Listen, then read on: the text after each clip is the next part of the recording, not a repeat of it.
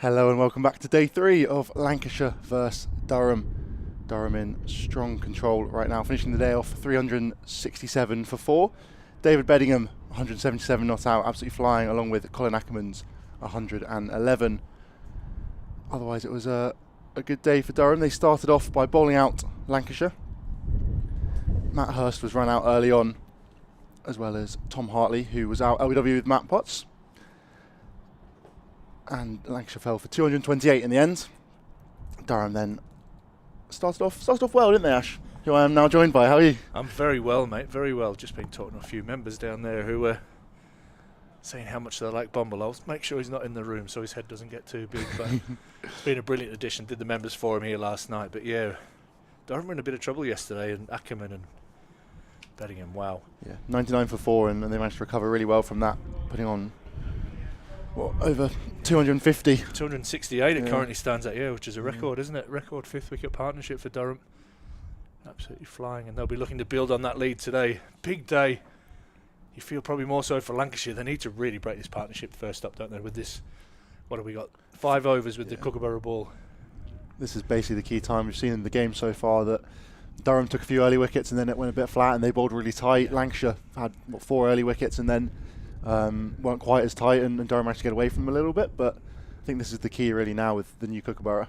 Bang on as Bailey starts us off from the Finkel end, and Beddingham gets underway for day 3 here at the Sea Unique Riverside. Moving on to, what is he, 178, wow. And just while we're on nice and early, we've got a shout out to young lad Louis Meek, who was part of Durham's under-14 squad this year. Had a pretty serious accident playing rugby, bit of a head injury there, knocked out. He's got about 6 to 8 weeks to recover from there, mate. Give up rugby, stick to your cricket because you're a bloody good little cricketer, and everybody at the club wishes you a speedy recovery. Ackerman just defends out on the leg side. Ackerman resuming on 111, not out. And looking, as I said, Durham looking to build on a blustery and cool day.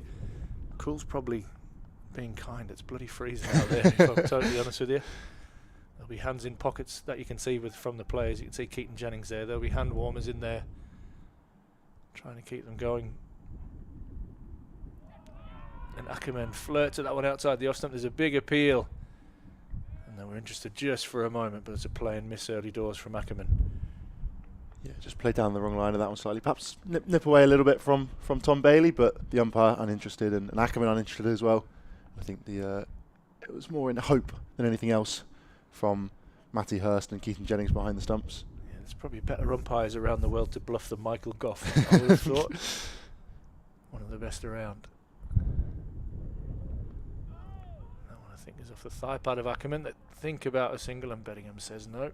We're not going to run ourselves out after our good work from yesterday. Yeah, they've got to start again here against the new ball, but both obviously well past their 100. Give them a lot of confidence to go on and keep building out this monstrous innings that they have and monstrous partnership that they've built so far.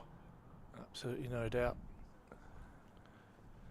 Graham Onions and all-rounder Callum Parkinson just having a wander down in front of us. Loves working on his batting parking. Loves working on his batting. In defence. So I'll start. I tell you what, Toby, these two would have slept well last night. Yeah, I'm sure they will have done. Well, maybe not with Acker with his two twins newly born. Yeah, well, that's true. That might have kept him busy. I'm sure his wife Robin might have understood and took the lead there, but yeah, I'm sure having 170 odd and 100 not out under your pillow is definitely the way to go to bed on a night time.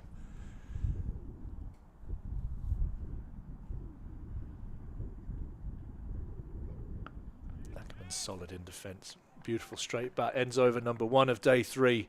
Durham 368 for 4. Leading handsomely. Where are we? 140 I think is the lead, isn't it? 140 on the dot. It is, yeah. Good guess. It's good maths. No, it was a guess. It was a pure guess. My maths is terrible. Unless I can do sixes, because I used to, when you're batting you need to work in sixes to work out run rates and what you need, and that's about it. But no, it's a great way to start, isn't it? Phillips going to open the bowling from the Lumley end, and you just feel that almost already you can kind of see the body language. It's hard to tell with hands in pockets with hand warmers and stuff like that, but you feel that Lancashire are right up against it today. Yeah, it's going to be tough. I think an early wicket will obviously pique their interest and hopes and get them going again and fire them up. But you think of these two, the longer they bat, the tougher it's going to be for Lancashire. And even the tougher again when they come out to bat, because it's just the longer again in the field. Spent best part of a day yesterday. Could spend another couple hours out here at least today. It'll be interesting to see what Scott Borthwick and Durham think about the declaration. I'll be looking at 450 first target. Flicked off the legs nicely there by David Beddingham. Fraction too full and straight there from Phillips, but he'll be just looking to hone in and find his line and length again. The man, the myth, the legend, Bumble is in the house, so I'm going to leave Bumble with Toby for the first part.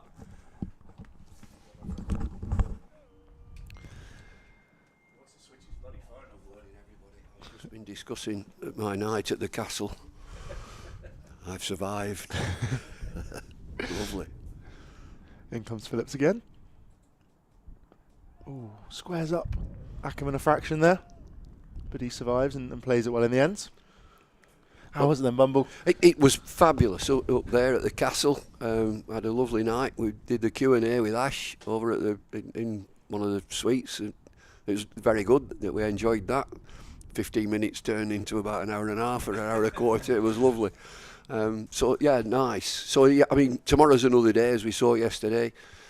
For Lancashire, at least, they've got another little bite with this new ball. It's only 4 overs old. You just got to regroup, haven't you? The two batters played splendidly, Ackerman and Beddingham yesterday. So they've got another bite at the cherry with this nearly new ball. First up in the morning.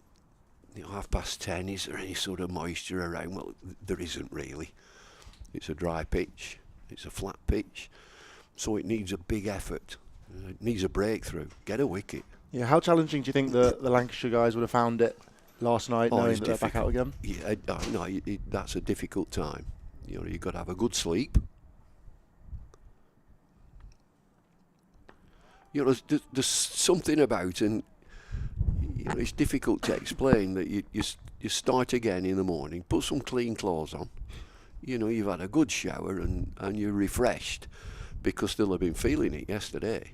Yes, long day in the fields. Oh, they were run round the park, weren't they, yesterday with these two batters? So, you can regroup and start again, and your senior players will give a good lead, or should give a good lead. Let's stick together, let's get a breakthrough. We might get 2 wickets quickly. Let's make this new ball work. Tucked away there from Beddingham for yet again another single.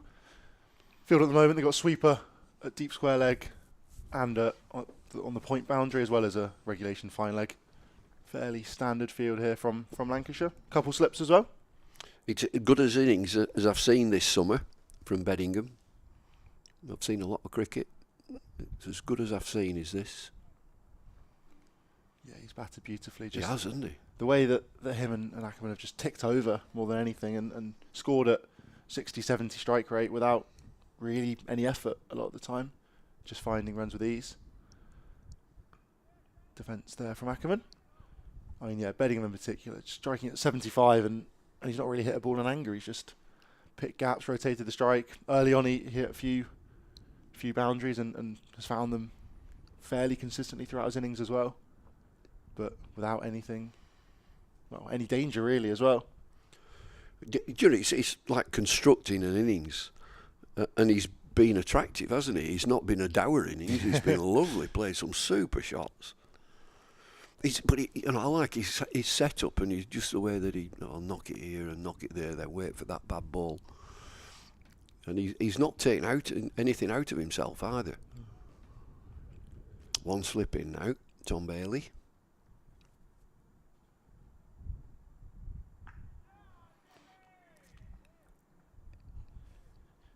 Still got a breeze, haven't we? Yeah, less so than yesterday, I think, but still fairly strong. Emilio Gay's here. I saw him again this morning. I can reveal because he's moving up here from Northamptonshire. And so the first thing I said to him, I said, which football team are you supporting? And he said, I'm a Sunderland supporter. Ooh. What about that?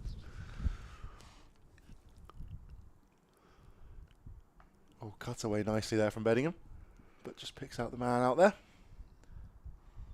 Yeah, it's a deep backward point. He's just behind square in front of that splendid scoreboard.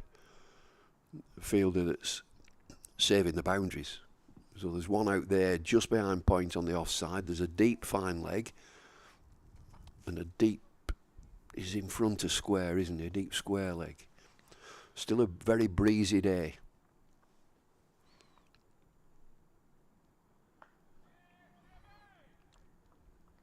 Was Ackerman? Not Ackerman. Sorry. Was Gay already a football fan? Then a Sunderland fan before. I think he was, the way that he was chatting there. So he's not been influenced in the last week or so by someone in the dressing room, just having a little word with him. I remember there used to be some real battles with Steve Harmison and Paul Collingwood. That's a Newcastle and a Sunderland. Yeah. Oh my goodness me.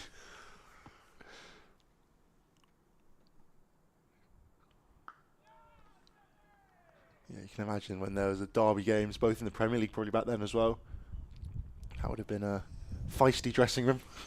Well, you just think, I mean, football is a real hotbed in this area. You just wonder if any of the local boys, I'm not leaving after today, do any of them support Spennymoor United?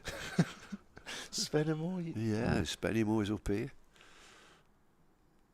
National League North.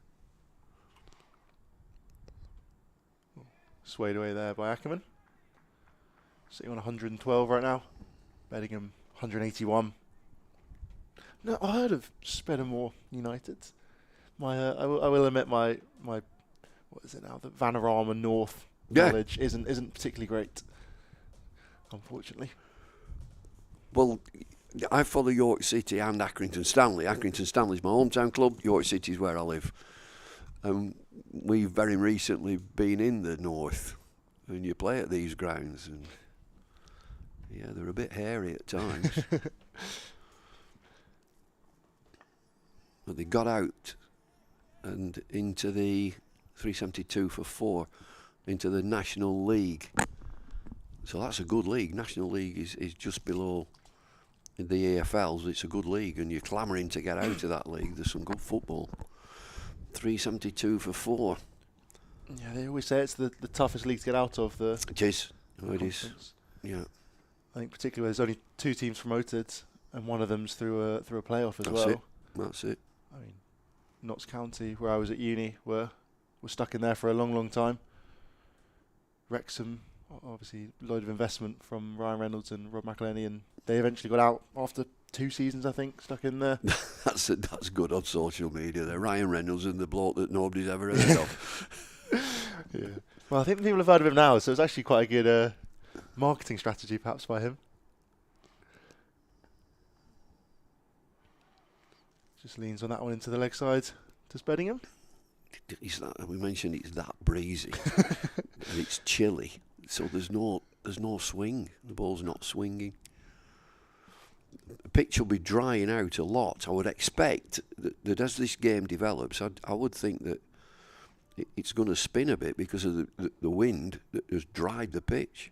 No, definitely. You can just about see a few footmarks, perhaps a bit too full at the moment on the screen right now. But, I mean, chatting to Vic, the head groundsman earlier, just before play started, he seemed to think that maybe could be a bit of a turn in it. Well, it's that dry. It will be drying all the time.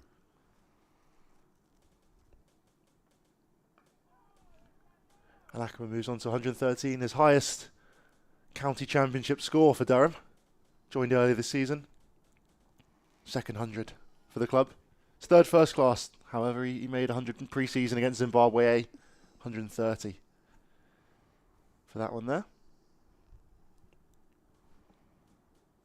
I'm sure he'll be pleased to have contributed again to Durham in what is a crucial game. Our bonus points standing at the minute. So Durham can get a possible 2 more, so it's 450 and it works its way down in 50-run increments. So they'd be looking for that. They were looking for the 450, so they would get 4 for that. 5. 5 for that. So they've got 3 at the moment. And bowling wise, it's 3, 6, and 9, I think. So they got full bonus points. Did Durham and Lancashire just on the 1 at the moment. I think missed out completely on batting once. Weather-wise, I think we're okay for the next couple of days. Yeah, I mean, yeah, I think we're blue skies right now. Yeah, you'd assume it'll be all right. Maybe a few showers later on. I think weather perhaps predicts, but nothing major. Nice looking shot there from Bedingham down the ground, but no runs from it. You know, getting back to the hotel, which is unbelievably impressive, with Lumley Castle, which overlooks the ground here, it was packed. Surprising. It was packed. Yeah. And I never knew that sort of going up to the castle and behind the trees that we can see, there's a golf course. Chesterley Street Golf Course is there. Did it looking good, Nick, the golf course? Did you get a It peek at did, it? yeah, it did. Oh, lovely pull shot there. But yeah, won't get anything other than a single for that one, Bedingham. And it looked, well, you can see that the castle is on a hill and the golf course looked as if it was quite undulating. Which wouldn't do for me, I like it flat. How is your golf? Good. Yeah, good. What do you play off? I play off 12.7, 12.6 at the minute. I have been 7, but I've just neglected it a bit, so I'm a big effort. I'm trying to get back down. That's the key with golf, really, isn't it? You've got to play. You have to play. I've been busy. I can't tell you what I've been doing, but I think I've been busy. End of the over. 375 for 4. No breakthrough. Where do your strengths lie in your golf then? Drive. Yeah. Yeah, I can get it away. I need to be better with my wedges, and you know that's a bit sloppy really. But Short game's tough. Yeah, I love a 60-degree lob wedge. I like that. Send it right up there. But it's sort of like 8-9 pitching wedge. I've got to get closer. Got to get closer shots, to the pin. Yeah, I'll get there. But you know, I've been busy. I've been doing all sorts of bits and pieces, and I've got a few acres of land, and I just love sitting on a tractor and just getting in my own space.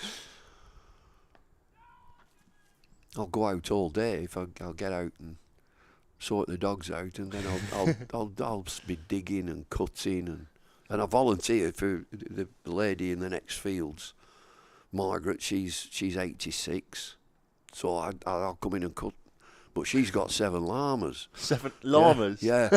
So I'll go and cut there, and they think it's a great game if I'm in there with a tractor and a flail mower on the back. They're charging around and running about. Just having a good time. And they're females. The 6 of them in the one field are females, and in the next enclosure is Robbie, Robbie the male, who's always trying to get in. She said, "Oh, for goodness sake, don't let Robbie in with them. I don't want any more." Yeah. There's a young lad just striding round for a net. Who's that young fellow? Ben McKinney. Ben McKinney, young lad. 6'6", 6'7", long strides. He's following Callum Parkinson around, who walked past us earlier, along with Graham Onions. They've a long trek, haven't they, to get from their pavilion, from their changing rooms into the practice areas. Whole way around the pitch. All the way around the pitch, and go behind one of the other scoreboards, a bit obscured for us from our position.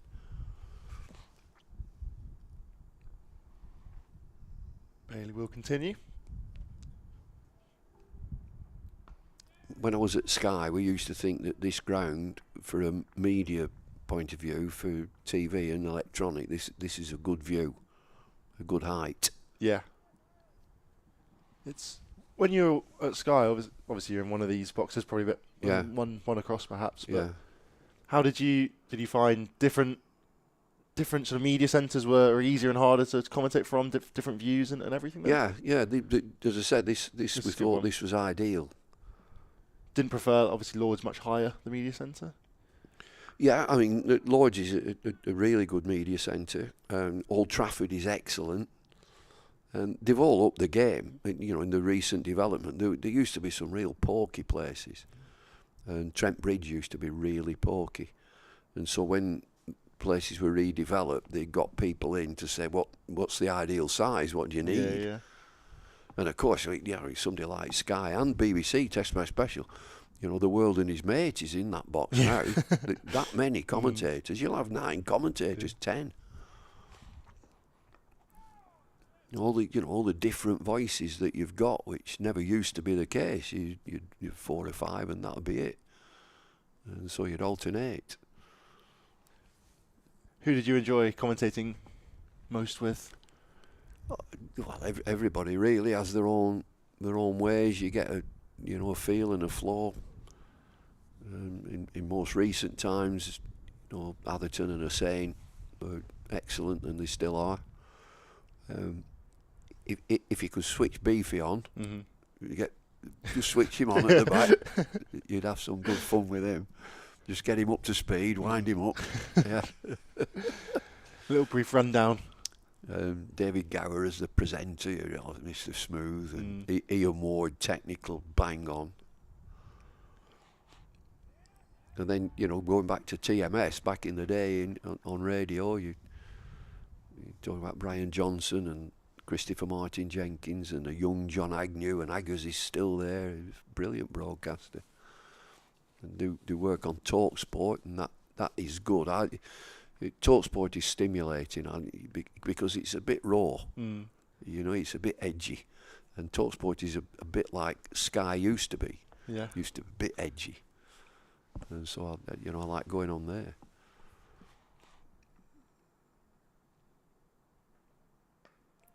Lovely shot there from Ackerman. Just opens the face. I'm going to push for 2, but they turn it down in the end. I don't like being too formulaic and formal. I like it to be a bit open. But broadcasting in recent times has gone to be more straight, formal. This is it. Don't say that. Don't say this. Don't do that. I don't think I'd survive. Yeah, Beefy certainly wouldn't.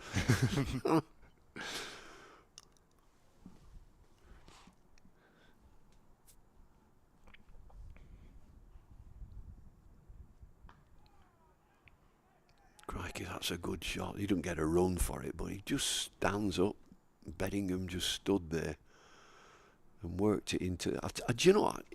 I just recalled now who I think he bats like. And it's another South African, Jimmy Cook. Okay. Opening batter for South Africa, played at Somerset for years. It's Jimmy Cook. I was thinking yesterday, who does he reminds me of somebody. It's him. Just trying to work out sort of different technical parts of his game, I guess. Yeah.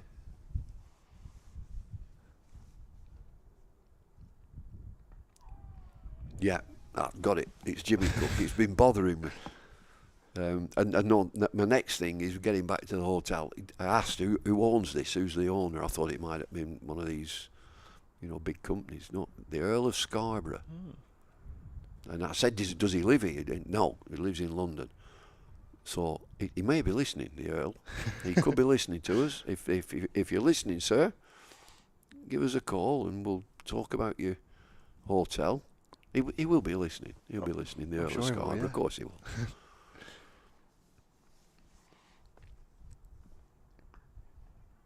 Nice shot again there from Beddingham. He must be quite a diverse guy. He lives in London, the Earl of Scarborough. Yeah. Has a castle up in Durham. Scarbados. Yeah.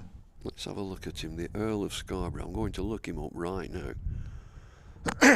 Just a reminder as well, you can get in touch with all of us here. Yes, do. Either on the YouTube live stream, just chuck something in the comments and we'll be able to see that, or the email is streaming@durhamcricket.co.uk, or any of our Twitter/X's. Mine's Toby Reynolds 10_. Bumble's is Bumble Cricket, and there's also Ashthorpe 25 who'll be back on very soon. Solid again from Ackerman, 115. He's just faced his 200th ball there. 201st even, as Philip, his over comes to a close. 379 for 4. Durham started well here. Very watchful, these two. Pick up a few singles, but not trying anything too fancy. Toby, I think the Earl of Scarborough is the 13th Earl. I'll just keep going with this. And he is Richard Lumley. Yeah, so so the Castle, Lumley family would have built this. Where does he live? He lives... Oh! The pointed... 2011. This might not be up to date. Lives near Maltby, South Yorkshire. Maltby, South Yorkshire? Isn't that where Fred Truman was from? We'll have a He was born. Maltby, South Yorkshire. He definitely says... Fred was South Yorkshire, definite. Sandbeck Park, Richard Lumley, the 13th Earl of Scarborough. He was born in Stainton. Oh, Fred? Fred Truman, yeah. All right. But maybe... Is it near Maltby? That rings a bell to me. Oh, tickled down the leg side there. It's going to run away for 4. Up towards the Lumley end. Yeah. First boundary of the day there. David Beddingham. 189 he now moves on to. Just a little tickle down the leg sides. I think Matt Hurst thought he was in the game for a second there. Richard Osbert Lumley, the 13th Earl, born in May 1973. Yeah.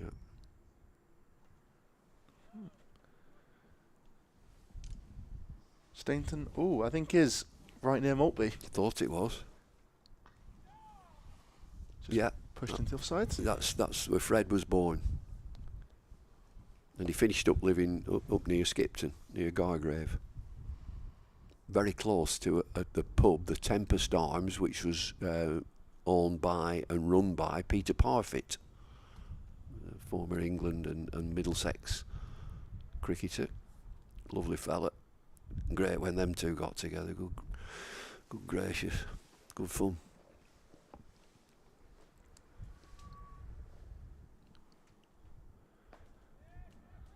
Wow, this is easy, isn't it? Seems so. Just even with the new ball, done nothing. It's done nothing. They've got to come up with something, and again, you're looking at, a little bit of magic. The great catch or a run out, because the ball's doing nothing. It's kind of what happened to Durham. Matt Hurst was run out and yes, just changed the game. Lancashire obviously started to score a bit more freely yesterday morning, but the wickets sort of just tumbled more frequently as well.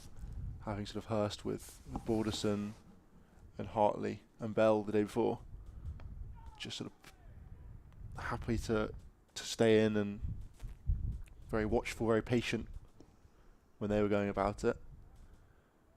If you're then Durham now, then Scott Borthwick, thinking about declaration, Ash saying 450. He's thinking as the earliest. Well, yeah, they'd certainly go for 450, get the full bonus points. I don't think there's any problem. Get them as quickly as possible, and they will do. The way that they're playing, they get this first half hour over with, and they'll start finding the boundaries. And the field change there, he's just stopped him in his tracks. The batter has stopped the bowler because first slip has just hopped across to very fine leg slip. Going straight, you think here now. Nice shot again there from Ackerman, but no rewards. Yeah, I mean, they just for the one ball, but they had 2 guys catching mid-wicket, leg slip as well, plus the 2 men out on the leg side. Yeah. It had to be straight there, really. He's played 2 or 3 very fine leg glances for 4. So that leg slip has gone in there, but the leg glance seemed to go straight down. It wasn't in the air for too long. So if we push it forward, we get 450. What's the lead then? 450 to be 230 lead roundabout.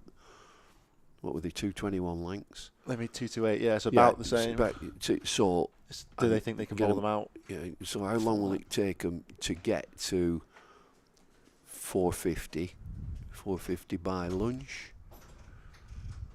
back till tea, and then you've got 4 sessions to bowl Lancs out.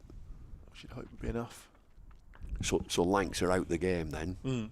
So in the afternoon session, if you don't lose wickets and you'll score a round figure, say 100, get 100. So there'll be 2:30 on, say at lunchtime, 2:30, 3:30 on. Lancs are out the game. Yeah. And now we've got 4 sessions. Durham have 4 sessions to bowl them out, and the option of a new ball after 80 overs. Do you think 4 sessions is enough? Oh, I do, yeah. You hope so? Yeah. 4 sessions is how many overs tomorrow? About 100. Lovely shot there. Pierced the gap. Brilliant there from David Bedingham. Just textbook cover drive. That's going to run away all the way to the boundary for 4. Lovely shot that.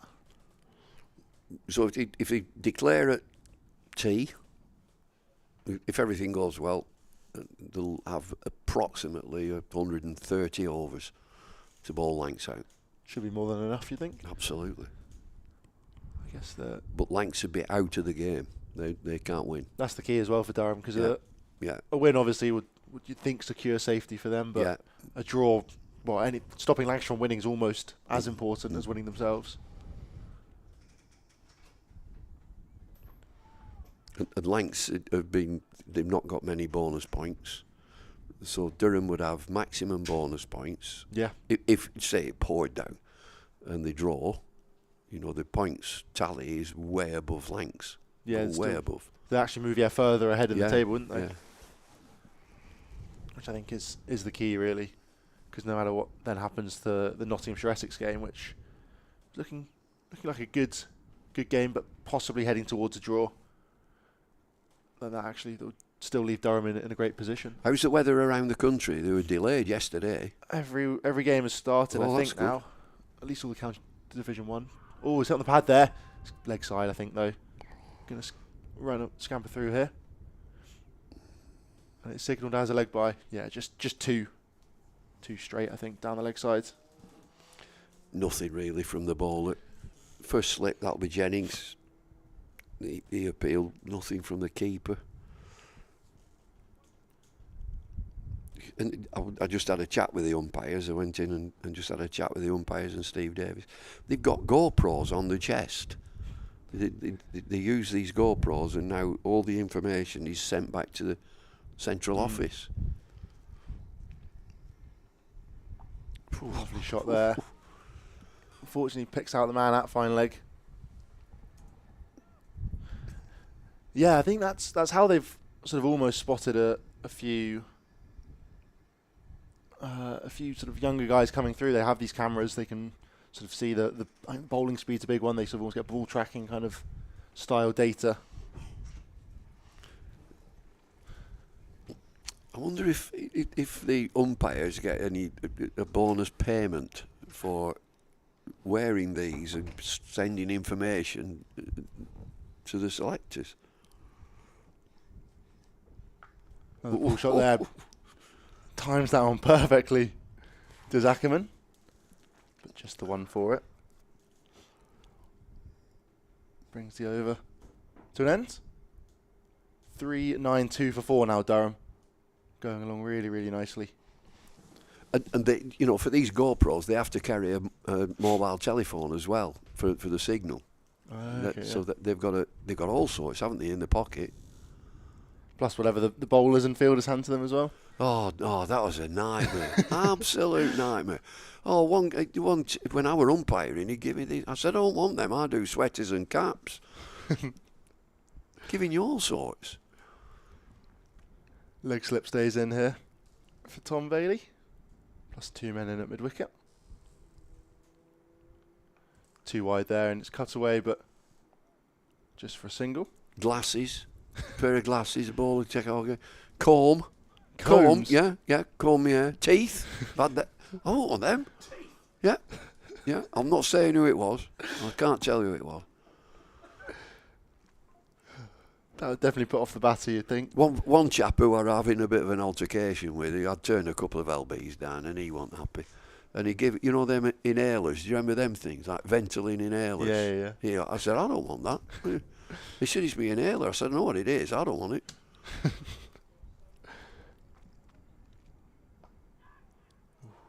Just short of bell there. I mean, what are you giving me an inhaler for? I don't want it. He said, well, I'll use it as a ball marker. I said, fine, if it hits it, it's 5. It's 5, it shouldn't be on the field. It's like helmet. I don't want it. Oh, with Roy Palmer, he was at square leg, and I said, ask him, Roy, do you want to hold this ventil, whatever it is, it makes him breathe or something, I don't know. He said, I don't want it. No, I don't want it. Just pushed into the offside there for a single. I think Jennings behind the stumps seemingly wanted to try and sort of build Lancashire up again. A lot of appeals, a lot of oohs and ahs from the skipper. There's nothing happened. There's nothing gone past the bat, has there? Nothing untoward from the pitch. There was that first one from Ackerman, but I think that's been it, and maybe a fraction of a nibble, but otherwise it's been pretty tough going, even just a few overs in for Lancashire.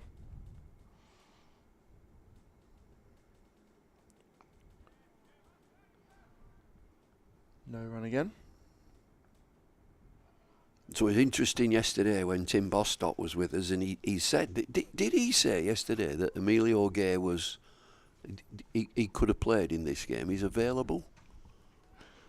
A nod there from Ash. No comment. And then they must have thought, well, now we'll leave it, but that means he's available for the rest of the matches.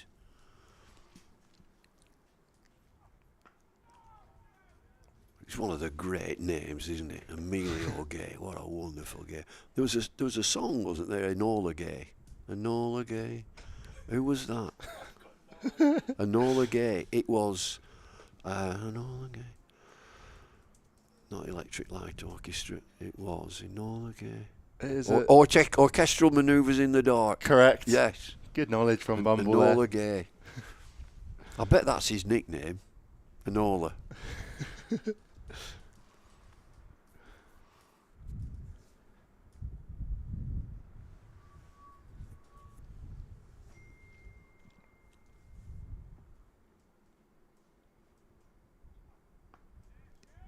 They were electronic, weren't they? Like an electronic group.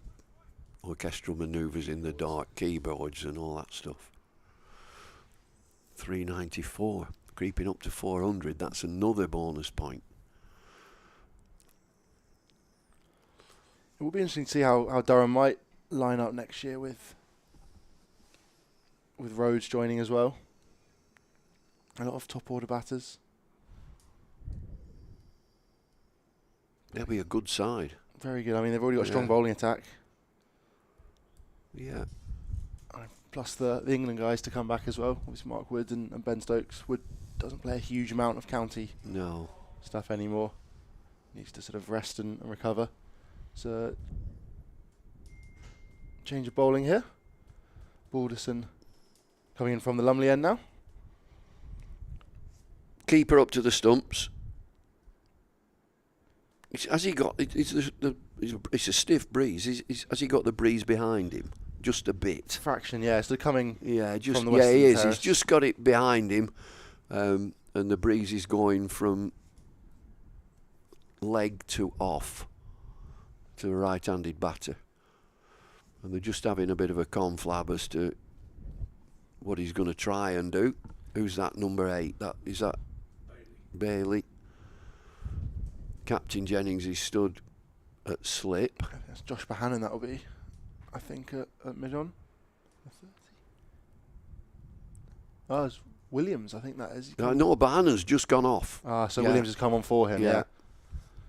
Another experienced bowler there, though.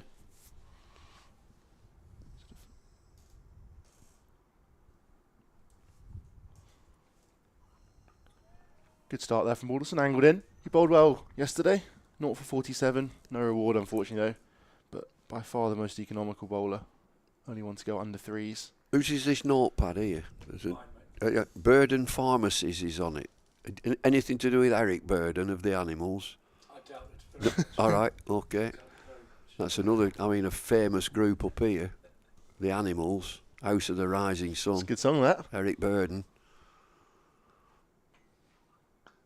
Weren't the Trogs from up here, Reg Bresley? Were the Trogs from up here? I can't remember. No. Definitely gone back well before us. Dire Straits, of course. Yeah. Mark Knopfler, Yeah. But the Trogs, Reg Bresley. Brian Johnson, lead singer at ACDC. Is he? All right. Yeah. The Trogs, I want to spend my The Trogs life with a girl like you. They're formed in Hampshire, apparently. All right, The well, Trogs. it's a long way from here, isn't it? Sting. Yeah, oh, Sting, Police. Yeah.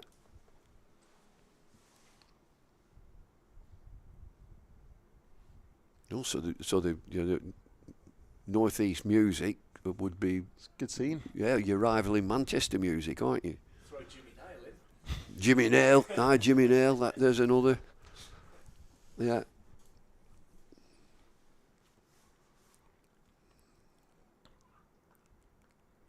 There's some good characters in that Boys from the Black stuff. That was good. Yeah.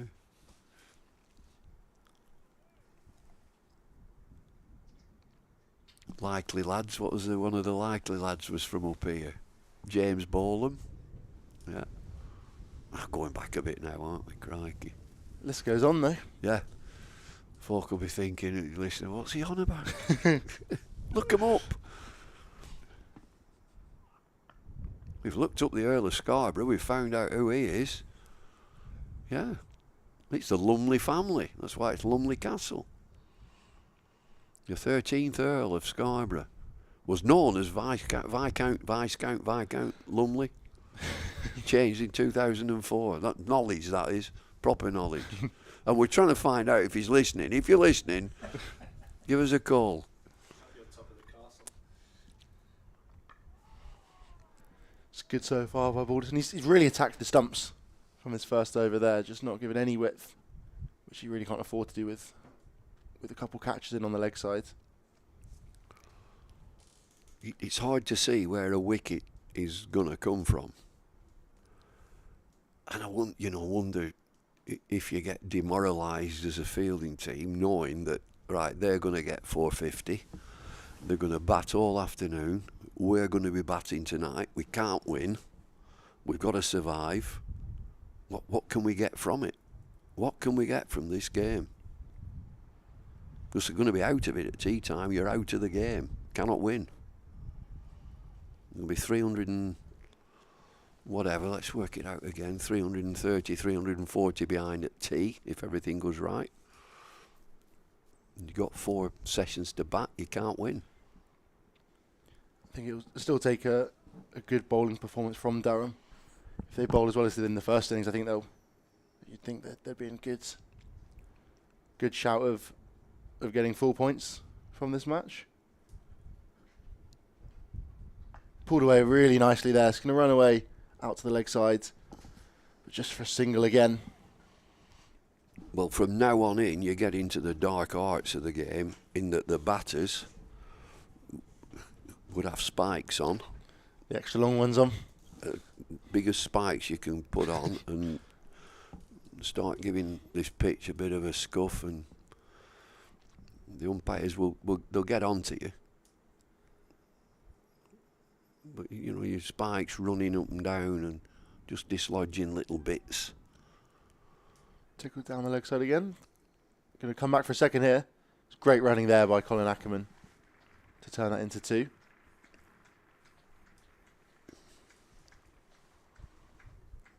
Who's Durham's next game? Just Surrey away. Surrey away Surrey from away. home. I mean, if you get a win from here, lift yourself for that. That is a contest. That is a good contest. You think any points out of that for Durham will be huge? Oh, slower ball there from Tom Bailey.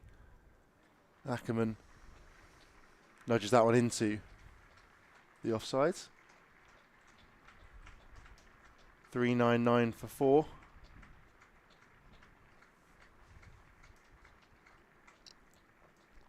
Betting on 199 as well. Wow.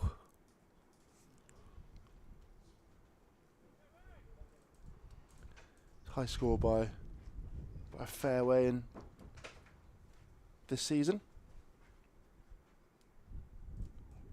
Tickles that one into the leg side, but no run.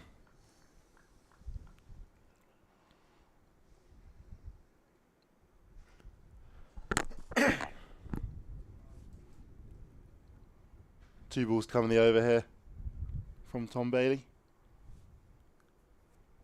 A few catches on the leg side still. He's going to be targeting the stumps. Yeah, there's a fine leg slip and a short mid-wicket. That's about it.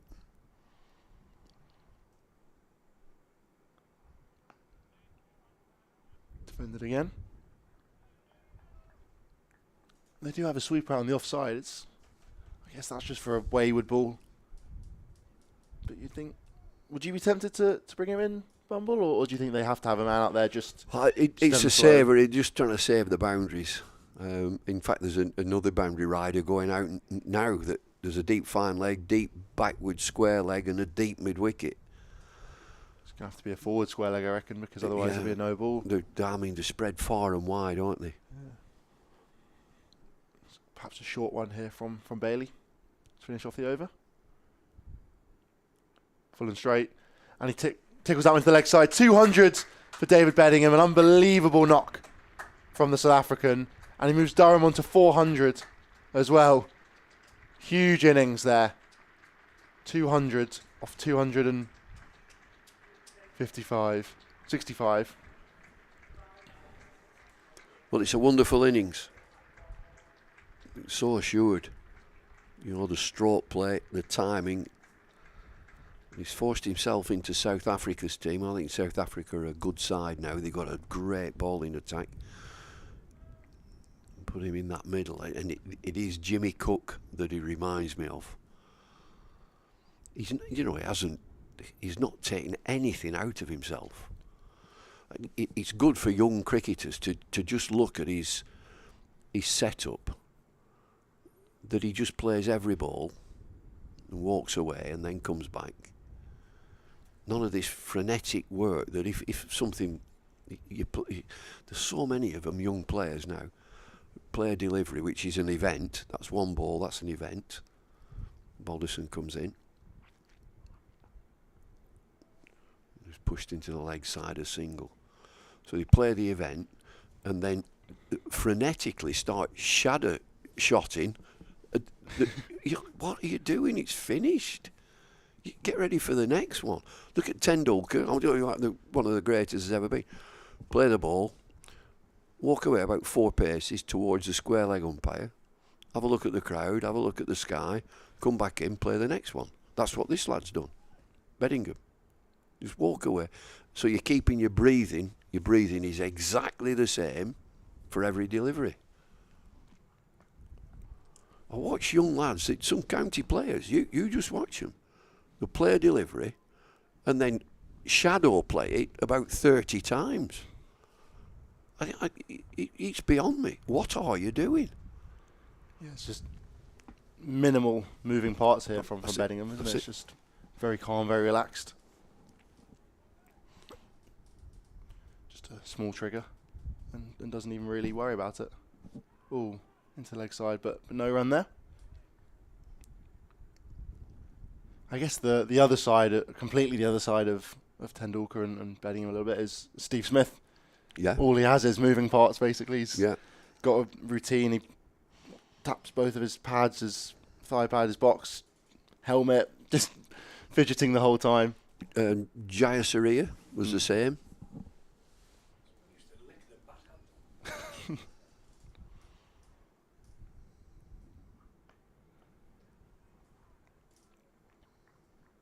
Yeah, mannerisms. Do you think it is useful at all to have any sort of mannerisms, or do you think just stay literally as well? By and large, stay as calm as you can. I would just add to that. I'd put a challenge out there. Who do you want to watch, Brian Lara, Tendulkar, or Steve Smith?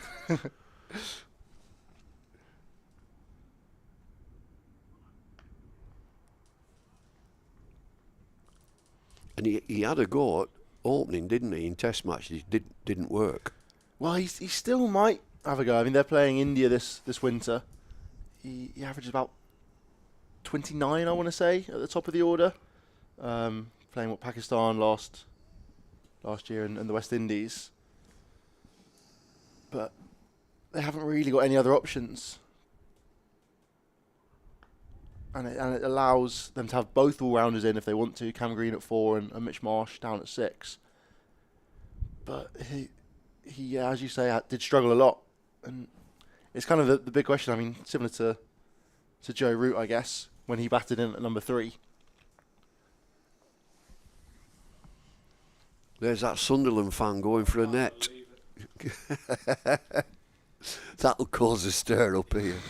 Mate, that change room's full of them, to be fair. Is there plenty of Sunderland fans in the changing room? Of course, Michael Jones is going back to Lancs, so he's a Liverpool fan.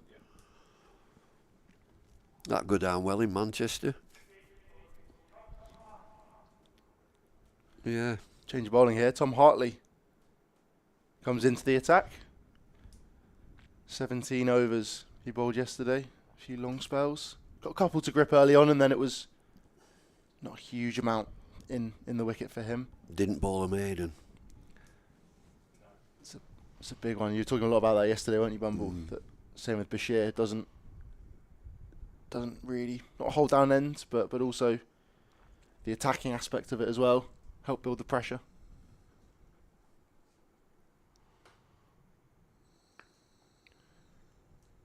Single to kick things off. Just down the ground to long on. Very spread field as well here for Beddingham. Man comes in for Ackerman. Into regulation mid-on. Still 2 sweepers out on the leg side, 1 behind square, 1 in front. And a man out on the offside boundary as well. Let's cut away to that man for a single for Ackerman. But the ball will be in good condition for Tom Hartley. Yeah, I mean, brand new, hard. Yeah. And I guess with being a very good white ball bowler as well, he'll probably be used to takes the new ball with that, and similar here perhaps. Different skill set needed, of course, but some might slide on, and if you can get a few to grip and turn, with the seam probably at the best he'll see it. Best condition.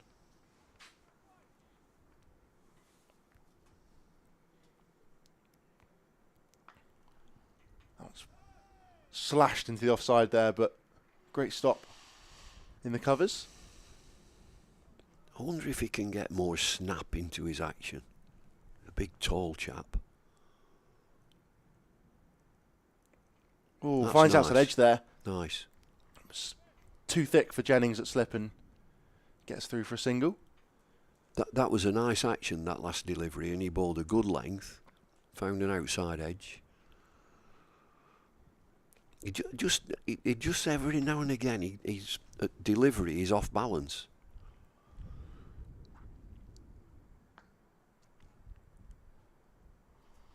Up to long on for a single there. So I'm just studying him now. It's the end of the over. It's 405 for 4. You got to put a real spotlight on that delivery, just as he lands on his front foot, and sometimes his balance goes away to the leg side, where what you really want to do when he lands on that front foot, so his right foot lands, you've got to go over the top of that then, not fall away that way. And I think you just watch from time to time. The ball that he found the outside edge, he got to there and went that way towards the batter. He went up there, not up there. So it's almost the pivot's got to come on the right foot as he comes through. Pivot up on the right, so you go up a little bit as well, and then go over the top of it, which propels you down towards the batter. And from time to time he lands, and his body doesn't go over the top of his landing foot, his right foot. Single first up as Balderson continues. Do you think as well that will just help him find that consistency perhaps? Yeah, definite. So your foot lands and your head goes towards the batter, and doesn't go like towards the leg side, leg side mid on. Yeah, you're losing balance, and you're not getting your pivotal turn. Which again, it's not only your fingers that are getting your spin; it's your body and your rotation that'll put a bit more revs on it. Look at that lad photographer, he's wrapped up, just going round taking one of them little folding chairs and a huge camera lens. Just about seeing him at the top of the screen. Yeah, there he is, he's just going, toddling on. Where's he going for his best shot? Where's he going? Sort of slowly moved around the ground already, I think. Did a few laps, I guess, as Balderson continues. Lovely strike there. Brilliant shot from Colin Ackerman. Just straight through the covers. Opens up and 2 full from Balderson, and Ackerman capitalises on that. Lovely strike. It's a good shot, isn't it? Full length ball. Half volley.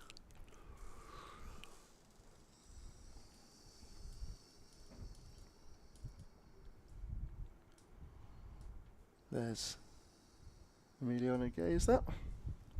He's coming Coming back. back around. Where's his bat? Do you reckon he forgot something? Drop his bat and helmet off and head back round maybe? Slight outside edge there, but played straight down into the ground. 412 Durham. Move on to lead of 184 now.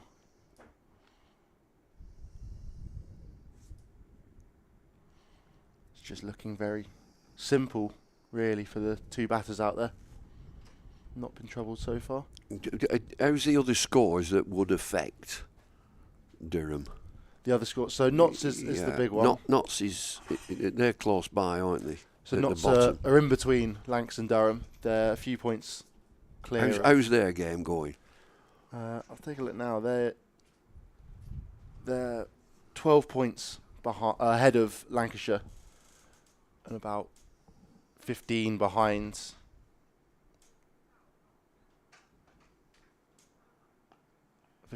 Durham.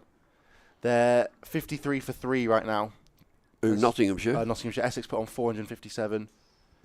Hundreds for Tom Wesley and Michael Pepper. A few wickets for Farhan Ahmed and Robert Lords. And 3 down. All of their top 3's gone. Hasif Hamid, the skipper, made 8. Ben Slater, 29 from 70. And then Freddie McCann, 11 off 40. So it's Joe Clark and Jack Haynes in right now. Simon Harmer with a twofer already. Sam Cook as well, who just takes wickets for fun in the county championship. A good singer, Sam Cook. Good singer. Very, very good. Not that Sam Cook. Oh, the other Sam Cook. Sam Cook, wonderful singer. Brilliant. And then Michael Pepper in the sergeant. Yeah. Yeah.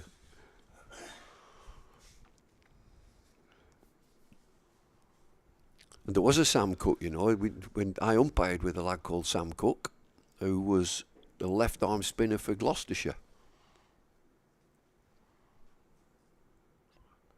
Ooh, outside edge there. That one's just nipped away from Balderson.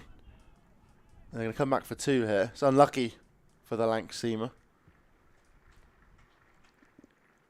Edge, outside edge, brings 2. End of the over, 4-12 for 4. That's the first, not quite a mistake. He still kept that one down, but the first sign of something perhaps for the Lancashire attack. So just nipped away a fraction. Hartley will continue here. Oh, my phone's running out of juice. I'll have to get it charged up. And the other game that might somewhat affect Lancashire and Durham is Worcester versus Warwickshire, as Hartley sweeps here from Ackerman. And he's going to find the gap there. Brilliant from Ackerman. Just gets down nice and early and smashes that one through square leg. Perfectly bisects the 2 fielders out there on the boundary.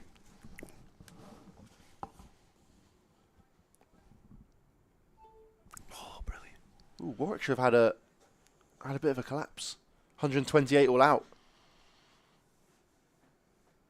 having only been 3 down at the start of the day's play.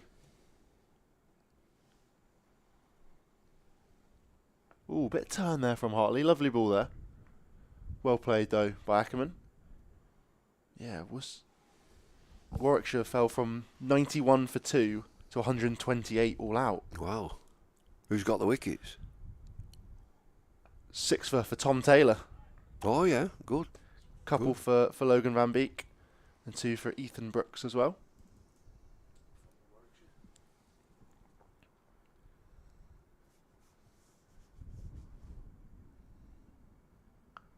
That's a brother of Henry Brooks, and yeah, former Warwickshire player as well, doing it against his old club.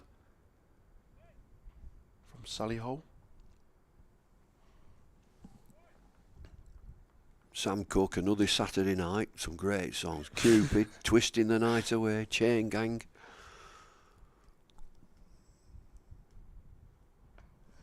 Solid defence again there from Ackerman. American Singer, he was excellent. Good album.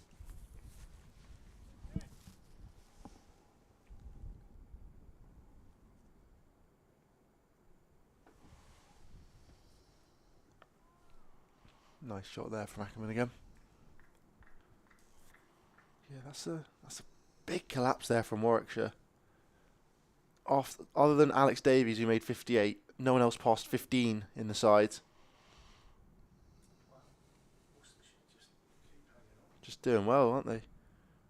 They're forced to follow on as well. Rob Yates and Alex Davies back out again. That's a big local derby as well. And Alan Richardson's the coach there, isn't he? I mean, a top lad. You know, he cares about the game. You get cricket people. And it'd be sad down at Kent that Matt Walker is leaving. Another lovely, lovely lad. They've had a shocker of Kent, and so they'll be having a change. You know, it comes. Your time comes. Yeah.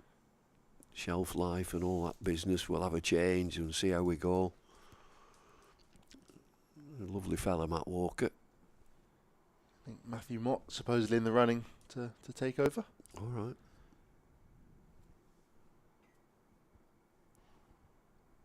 Should see how he might fare.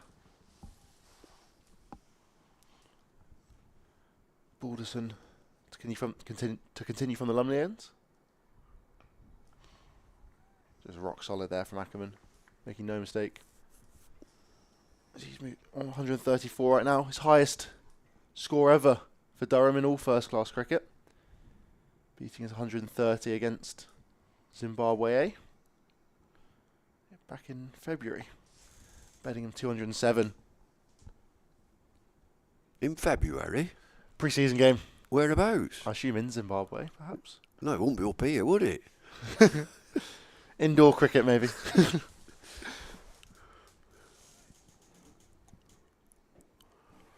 Don't put that to the ECB. They'll be starting in February.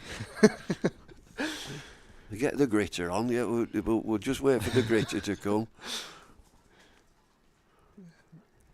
Yeah, the ball might skid on a bit on the frosty surface. Yeah. Another single there for Ackerman. Yeah, I was listening to your possible ideas for the county championship. Bumble, was it 3 tiers, 3? Yeah, 3 divisions. Divisions.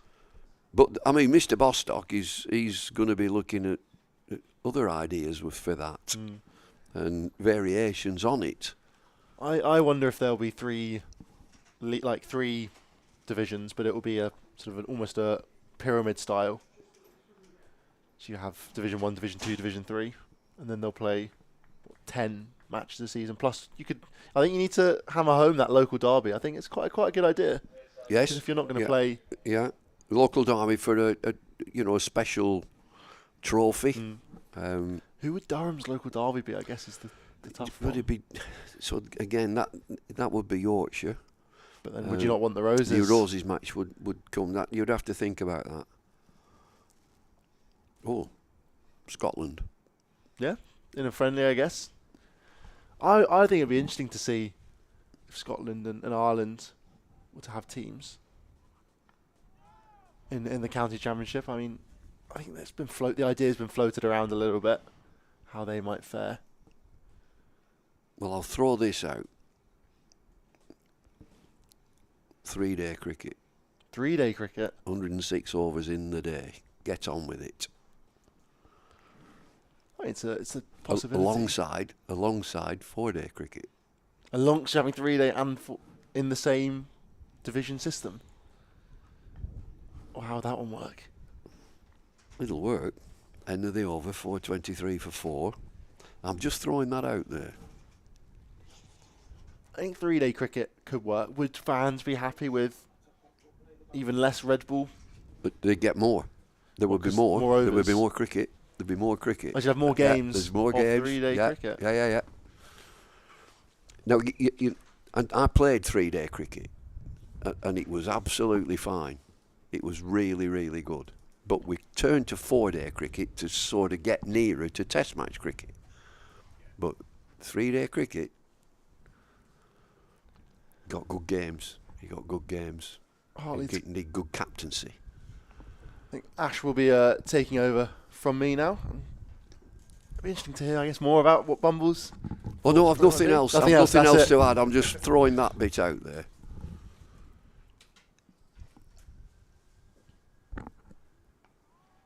Hartley on the money. Interesting to see how his spell goes. I think the most interesting thing for me is he's unable to really get some maiden overs together and build any pressure on this player. Yeah. He hasn't bowled a maiden.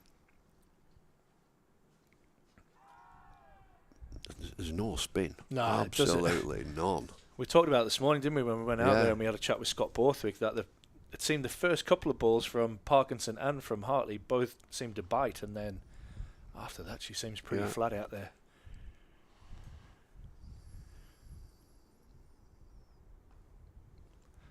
And these two just serenely go about their business, picking up 1s and 2s and the odd boundary as Durham look to head towards 450 and maximum batting points. Would you try something else for Hartley to go over the wicket and try a different line and see if you can get the batter fed up? Well, the one that did turn did seem to just catch the edge of a footmark, didn't it? When we were looking, there's not much of that in play. So we talked a little bit about Ashley Giles in 2005. Often came over the wicket to bowl in the rough and frustrate and just restrict the scoring, and that might create an opportunity. Because this pitch is still very, very flat. Not a lot of scarring, and that's the hands I was talking about. Bumble, beautiful snap of the wrists as Ackerman finds the gap between mid-off and cover, and will pick up another boundary. And Hartley stomps off. Yeah. Drilled through wide mid-off. It's a lovely shot again. It's like a slap, isn't it? You know, there's nothing wrong with the ball. No. Nothing wrong with the delivery. It's a big stride in. It's a full-length ball. He turns it into a half volley. Crashes it through extra cover, which you will do if you're 140. It does help. I was saying, what a way to go to sleep last night with 170 and 110 under your pillow.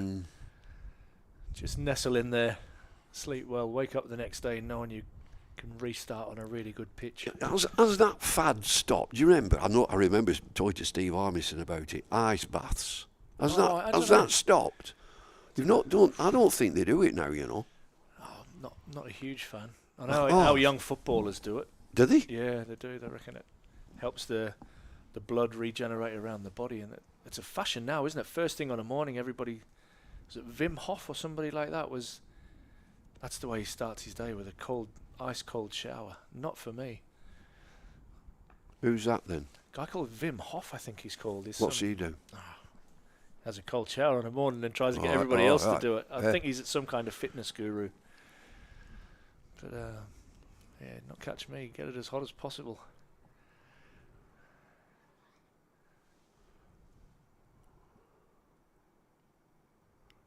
Balderson, what are Lancashire going to do? They need to pick up a couple of wickets before the 110 over mark just to try and get another point in their battle to stave off relegation. At the moment, they'll be sitting on 1 bonus point, which is not great for the Red Rose. No. You know, that's the other thing, if which I don't think it will, if this peters out into a draw, that Durham have got a lot of points from they'll have this. the full Maximum, house, yeah, they will, without the win. There's Bedingham, 4 more. gorgeous late cut. Don't see much of that these days in the power game, and that's all touch and all class from David Bedingham. Picks up another boundary. What's this partnership now? Last wicket fell out there. It's up there somewhere. Yeah, so it's 331. Wow. Yeah, struggling. And it looks like they've just gone in. Neither of them look like there's a... I know it's cold and there's a big breeze going on, but there doesn't look like a bead of sweat on either of them, does there? And none of them look fed up. No. Oh, they're hungry, these two.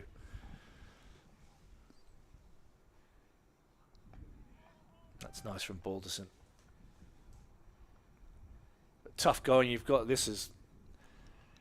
Days as a professional cricketer, these are horrible. You know you're up against it. This partnership now, a massive record for Durham. And as Captain Keaton Jennings is looking around the field going, what can I do to change this? Who is the man that might step up and just create a bit of magic? And it's tough. The other thing, your alternative, so you're trying all your main bowlers and nothing's happening. Have a random. Just put some filth on. Yeah. Yeah. I'm not saying that Luke Wells is, but he can go for a few. Luke Wells and quite effective in one-day cricket, and he bowls a bit of sort of leg spin. Just give it a go. Why not? I mean, what's the worst that could happen at the moment? Yeah, absolutely. What's the worst? Put a random non-bowler. Jennings in there catching cover, and he'll collect that one. And another solid forward defence.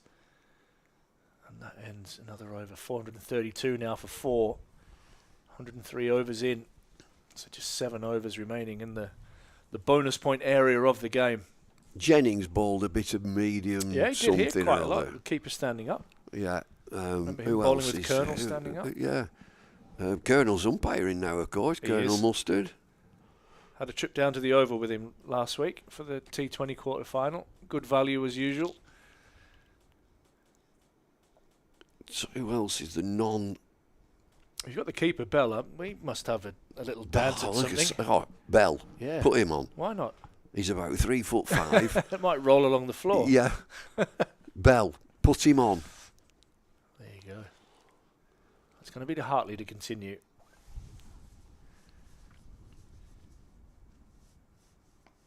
There's a nice little bit of loop and drift, as you would expect with a strong breeze. Yeah, and he got over the top of it. Finishing his action over off. his front foot. He got over that.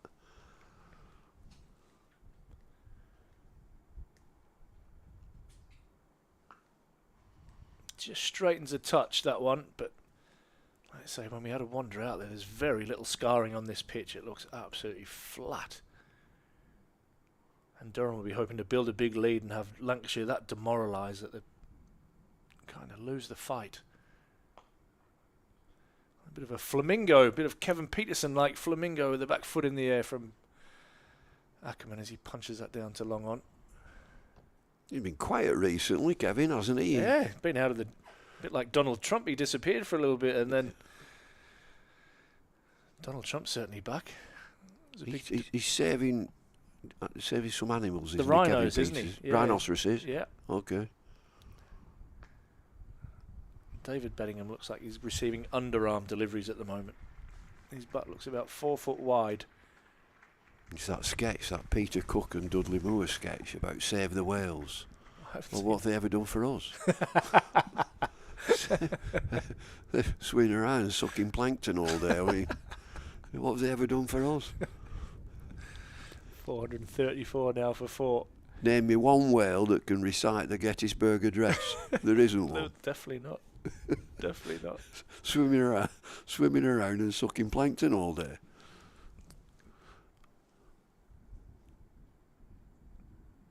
Ooh, crunch. Yeah, good transfer of weight, wasn't it? Press forward, rocked back, and we'll pick up another single as Durham cruising towards maximum bonus points.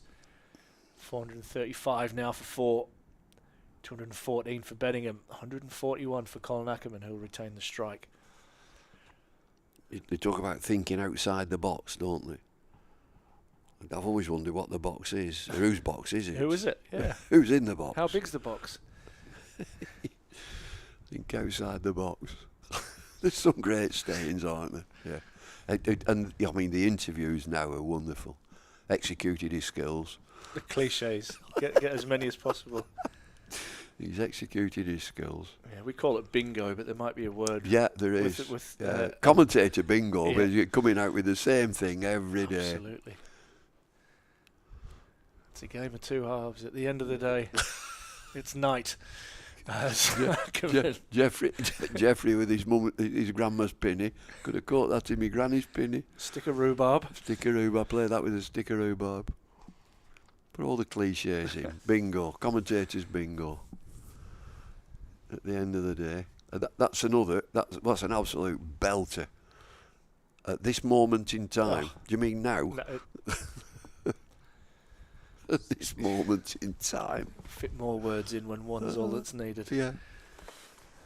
Balderson in hitting the pitch hard, but also hitting the middle of Colin Ackerman's bat, but it goes away for no run. This game just cruising along, isn't it? It just looks so comfortable out there, and what does look worse, if you look at all the Lancashire fielders at the moment, it's hands in pockets. I trust you, it's not body language, it is just trying to stay warm, because that breeze is freezing out there. Probably a bit more than a breeze as well. Blowing across the ground.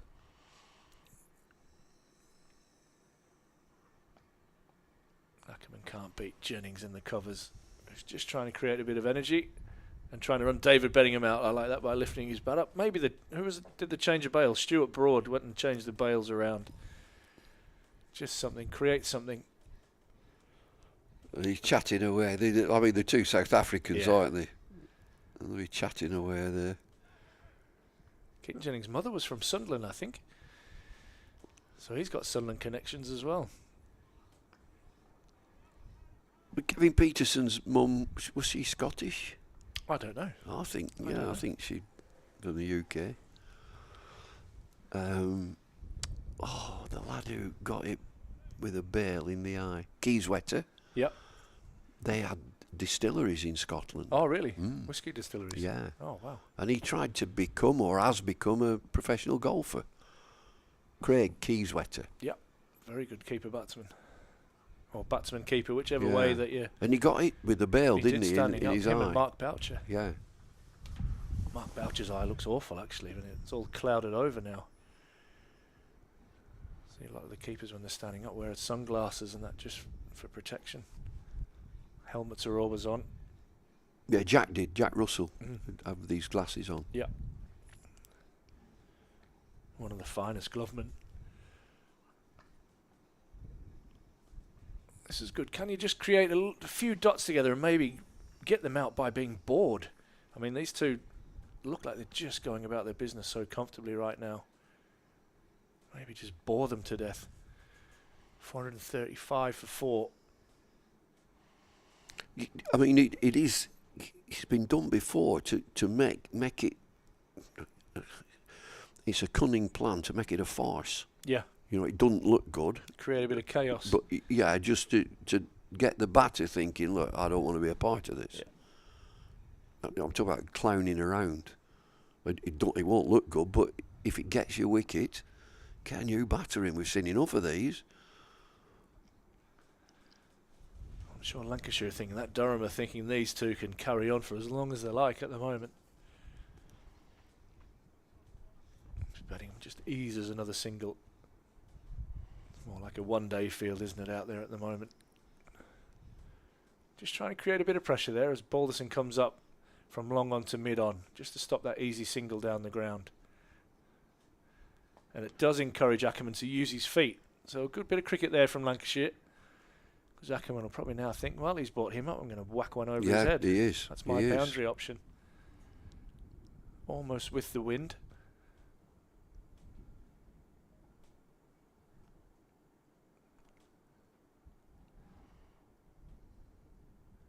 Sweep. Steady sweeps and sweeps nicely, and he'll pick up another single. Who I met before play, and you'll know him. I met Bobby Simpson's grandson. Who's that? James James Hilditch. Hilditch. Oh yeah, Yeah. I forgot about that actually. So his dad Andrew played for Australia as well. Yeah, and Andrew married Bob Simpson's daughter. Right. And so James Hilditch. Yeah. And so I said I really want to meet him, and because Bob Simpson was Accrington professional Right. in the Okay. Lancashire League when I was just a boy, just Wow. a child. What a player. Wonderful player. 88 he is, Bob. And young James said, I said to him, I said, your granddad was pro Accrington. He broke the league record. Started off with none and 3. Who's this guy? Finished up with 1,500 runs. Beautiful. That's where you get all the members in the bar going, who have we signed here? And you feel That was about 2 foot tall. that's exactly as it was. Who's this we've signed here? He's rubbish. Send Send him him home. home. Send him home. End of the over. It's 438 for 4, and he broke the league record. But the outstanding thing is that he was remembered as a fantastic slip catcher. Yeah. You should have seen him at that time. Should have seen him at cover. Right. Wow. Oh, what a fielder. And became one of Australia's great captains. And coaches, in World Series, when all that started, he came back as captain in his 40s, coach of the team. And I should think that Warney, I never really spoke to Warney about him, but he would respect Bob Simpson because Bob bowled leg spin as well. Yeah. I mean, Warney used to say about John Buchanan, he wouldn't have him. And I thought he was a thoroughly nice bloke, John Buchanan. He was of the opinion that Australia didn't really need a coach at that time. That the Warney, players just went out and did it. Yeah, the coach is what we turn up on the ground. Yeah, and all this, analysis, and Warney would be, just give me the ball and I'll ball them out. Yeah. What do you want? Analyse that. Yeah, analyse that. That's an Ian Chappell. That's the Ian Chappell line. Oh dear. Got Aspinwall into the attack. A bit of a change at the Lumley end. I could tell you. I think I could tell you. I mean, I like doing these sort of broadcasts because we can get a bit edgy. That the line of Ian Chappell, analyse that, was in the gents. Right. When the Prime Minister was in the gents with him, Okay. John Howard, Yep. as they were going about the business in the gents, and Ian Chappell turned round and said to him, analyse that. There you go. Pulled away by Ackerman.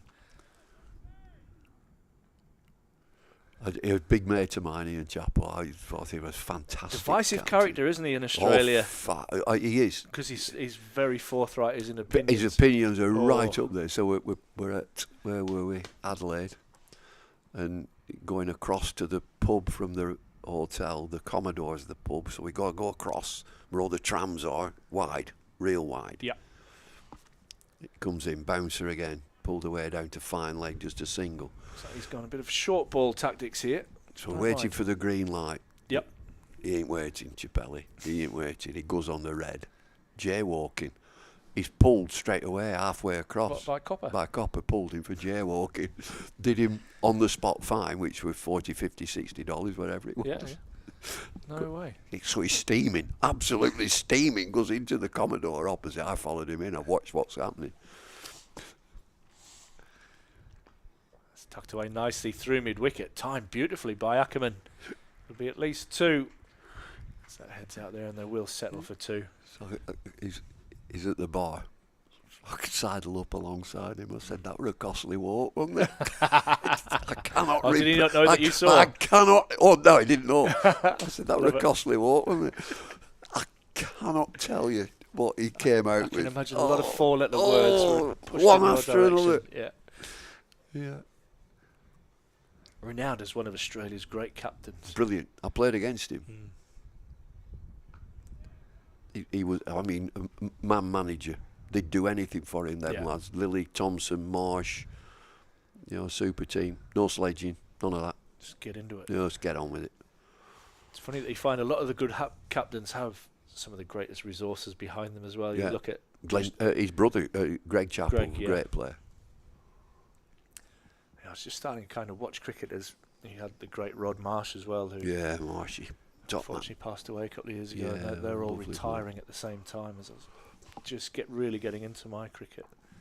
Bedingham swivels on a hook shot down the fine leg. Looks very comfortable, but it's making the Durham batsman think and do something a little bit different.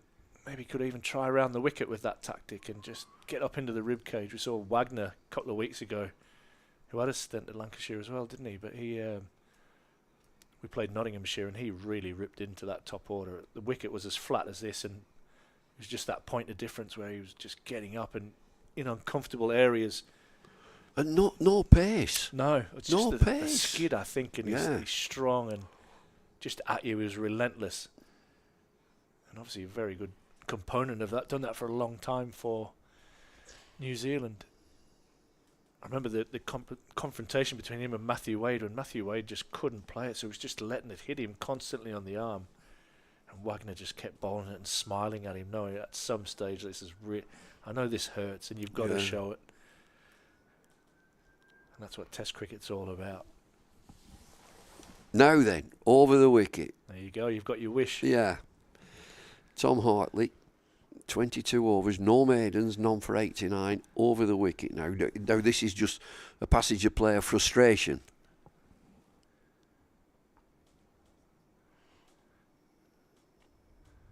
Bedingham so frustrated as he just waddles down the pitch there after picking up another single.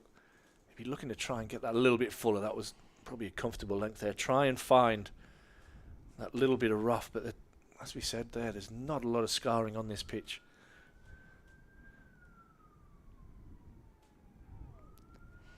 Don't mind that. He's making Ackerman sweep there. If that gets a bit of bounce out of the rough, you might get a top edge. Yeah, there's a short fine leg in position.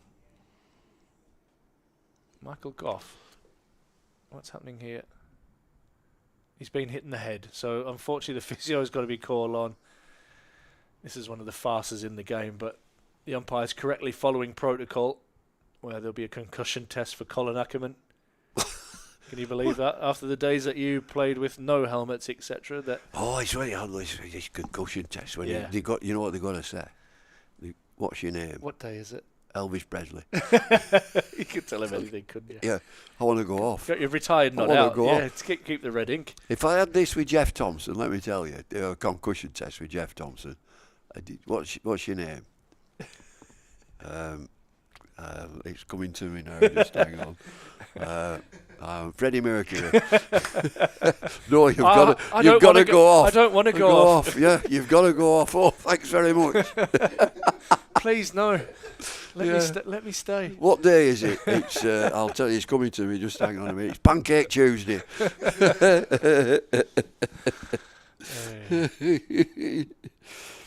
It's incredible. Well, the Lancashire boys get to have a drink and a little bit of a regroup, and we just hope and pray that Colin Ackerman is okay there. After that gentle sweep that's touched his helmet. It's like that bloke at sea he's got a bit of bother at sea, and he knows that it's that thing that on your tannoy, your telephone, you got to get an SOA. What is it? He says it's a day. So I know what it is. Just he'll come to me. Pancake Tuesday, not Pancake Tuesday. It's Christmas Day, Boxing Day. What is it? Whitsuntide? No. I've got it. Mayday. That's it. Mayday. And good luck pinpointing your location out there. Hey, Toby, come and have a go on here. I'm going to have a cup of tea. Get yourself a cup of Bumble. Yeah, it's proper broadcasting. This is a proper handover. This. Toby, come and have a go. Super stuff. Concussion protocol as well. Yeah, Bumble's going for a cup of tea test. You have a cup of tea. Great stuff. Ackerman, thankfully, is okay after that ferocious blow to the head, and he will continue. Soldiers on. Yeah, 146 not out, Colin Ackerman. Just wondering if he's thinking about accessing the offside here, Toby. It's where all the gap is, isn't it? Yeah, it's a huge gap. But Ackerman's content just to tuck that away as he pushes towards his 150, and Durham approach that last batting point on 450. They're just 3 away now. Yeah, he's not really got a chance to work that into the offside with the way Hartley's been bowling so far. Toby, you've got your laptop there. Can you check what Durham's highest partnership of all time is for any wicket? This must be approaching record territory if it isn't there already. Bedingham punches this off the back foot, and he finds the gap out in the deep and will collect a second run. He moves on to 222. Richie Benno would be very happy with that. 334 is what I've found at the moment, I think.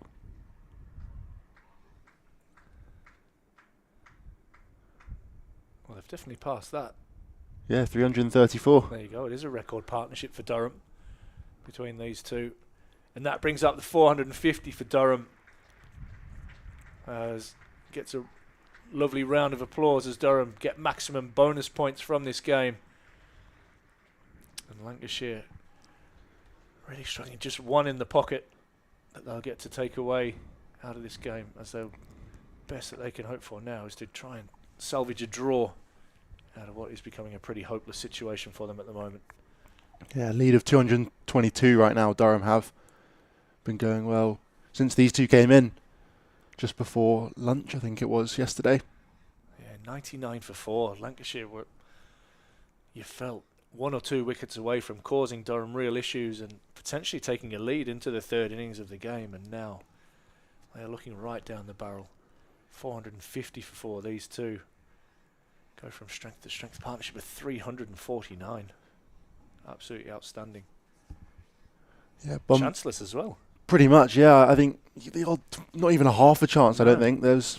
I want to say a leading edge from Ackerman, Over, but didn't it? Yeah. But that was about it, and it was still very safe. It was almost as more of a chip than an edge, in some ways. And then you had one today, perhaps, but it was too wide of Jennings at first slip. And otherwise, yeah, just seemingly fairly simple for these two. I mean, they'll keep batting now until at least lunch, I think. But the declaration isn't too far off. I think they'll keep going into this afternoon. Bumble thought near tea, perhaps, Yeah, have 4.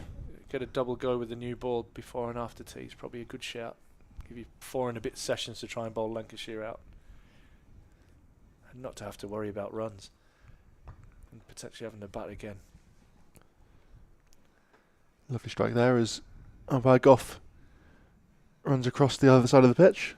Yeah, you'll just want to keep an eye on the Lancashire fielders, make sure, I think you mentioned it earlier, potentially 3 behind square on the leg side. So there's a bit happening on the leg side there. So umpire Goff just switching to the right hand side onto the off to make sure that Lancashire are within the laws of the game.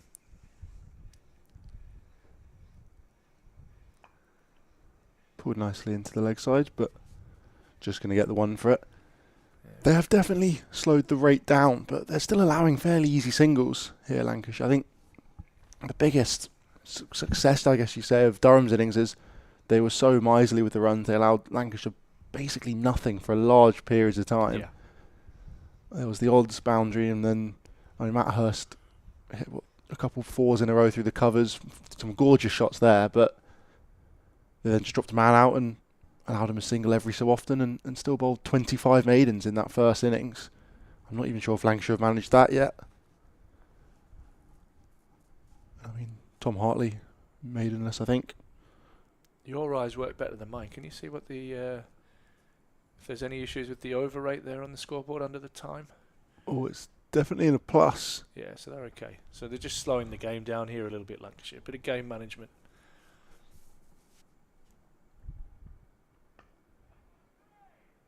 Solid in defence there from Ackerman. I think we both mentioned they've both completed their overs in good time, actually, in this game. There hasn't been a lot of overtime. I think, yeah, the spin of Hartley and Parkinson have definitely helped that. But even then, it wasn't like they've just bowled 45 overs from one end either. Yeah, you're right. The seamers have had a lot of chances of it as well. I think perhaps a lot of dot balls, and they've not been searching in the stands for lost balls. Yeah, very true. He ducks under that one, Ackerman. 2 of my former students having a wander down in front of us, Ben McKinney and Luke Robinson. Luke has been battling injury all year. Had a really niggly knee injury. Unfortunately hasn't played much cricket. He's getting back to fitness now. And Ben McKinney just keeps going from strength to strength. Probably a bolter for the England Lions tour in the winter under Andrew Flintoff. Oh, struck on the pad there, but going down the leg side. Only a half appeal there. Not even a half appeal really. I think it might have been mid-wicket. Went up for it and no one else really. I think it was one of the keepers that are out in the field. It might have been George Bell in the covers there, I reckon.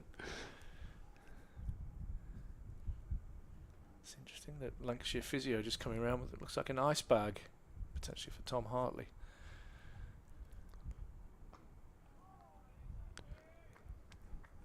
Falling straight from Aspinall there.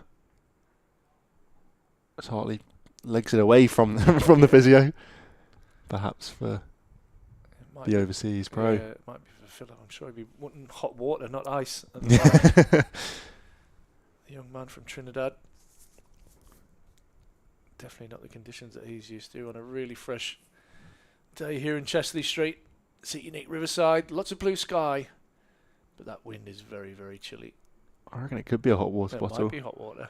He's putting it on the back of his neck, it looks like now. It might be. Put the kettle on. He almost needs a little rucksack to carry on his back. Put it in his GPS pod vest. Hot. You might be right, that might be hot water. Might try and find out off Benke if that is the case. He's going to continue over the wicket.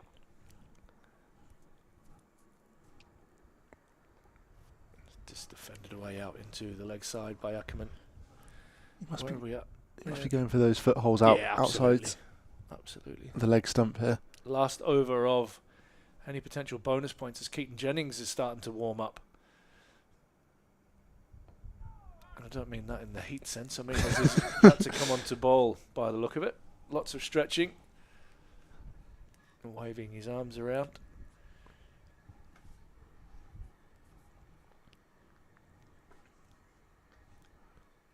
It's a tough one here, you think, as captains, because obviously they want to still keep fighting and go for a win, but it looks very unlikely from the position they're in now, and they've still got 2 crucial matches to come the rest of the season. You almost don't want to risk over bowling. This is nicely pushed away out into the offside. Who have Lancashire's last 2 games against, mate? They've got, I feel like, they have Somerset and Worcestershire. Okay. Worcestershire just keep churning out performances at the moment, bowling Warwickshire out. I think you mentioned for 128. Bedingham just getting inside the line of the ball and pushing that out to a huge gap on the offside, and we'll pick up a single. Yeah, kind of got them 25 for 1 as well. Rob Yates, the man to fall. When they came here, Worcestershire looked almost dead and buried, and they got a fantastic win here. Oh, a little bit happening there as that one goes down the leg side. Think about bowling him around his legs and maybe a little scratch on that one, but Hurst unable to collect it in. So that is 110 overs done.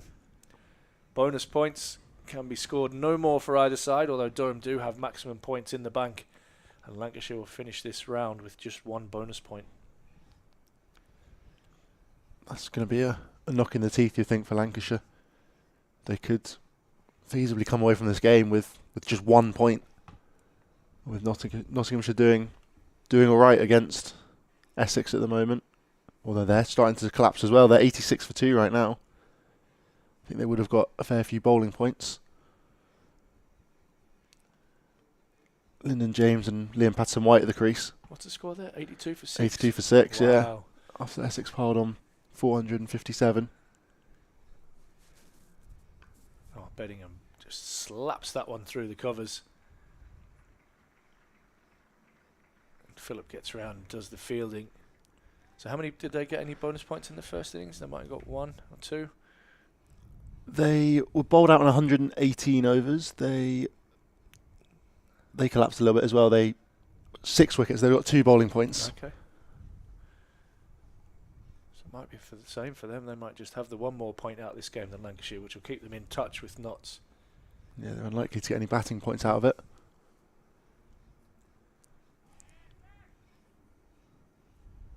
Not sure how to describe what's just happened there, but it will be a bye. Slow looping ball down the leg side, and it is 1 for the over. Thought it might have been a wide or even a no ball for height, but Umpire Lloyd and umpire Goff satisfied that it was a legal delivery.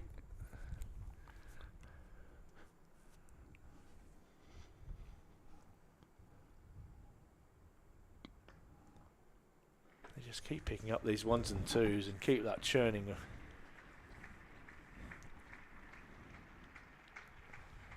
Speaking of churning, Colin Ackerman goes to 150. He's just gone about his business. There's no other way. No fuss, no. Yeah, not often can you say It's someone who just, scored yeah. 150 is playing second fiddle. And just cruised to 150. I didn't even realise he was that close. The going is that easy at the moment for Durham. That's no disrespect to Lancashire, but absolutely full respect to this pair for Durham. And that one will be a no ball as that goes miles over David Beddingham's head. I like Asman Wall's effort here. He's trying something different. Execution not quite on the money. He's definitely having a crack, the young man, in his first year of professional cricket. He's got a smile on his face as he goes back to his mark. One question I might have about this field: no short leg. Perhaps a man with the helmet could be useful. Could be. But the way these two are going, they probably think they're more likely to be caught in the deep. You've got Jennings at kind of a backward square leg. It's not even really in a leg gully position. So they're probably looking at more of Durham attacking. Off the face of the that bat ball, almost, yeah. yeah. But I think these two have shown that they haven't really even considered that. They've played really well. They've been in full control, haven't they?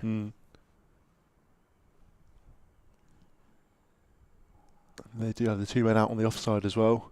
I guess if Ashmore just gets his line slightly too wrong. All slur ball there. Ackerman slaps that away through the covers, and we'll pick up another boundary. Colin Ackerman. It's a great shot. Just used his wrists more than anything and just slapped it. Beating the man at extra cover and the guy out on the boundary as well. He's got beautiful acceleration through the ball. Really, as you said, they're using his hands and snapping through on contact. Phillip had no chance of reining that in. You can definitely tell that the pitch has dried up the outfield. That one raced away. Yeah, it looks in better condition this morning. They've been able to get on there and cut it this morning and get a few of the worm casts up. Done a great job, the ground staff here. As they always do, Vic and the boys.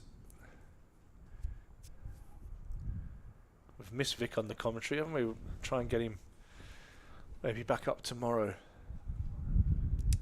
Yeah, I had a good chat with him on the first day. Very insightful, He's as you'd expect. Legend, absolute legend. Always gives his time and his thoughts.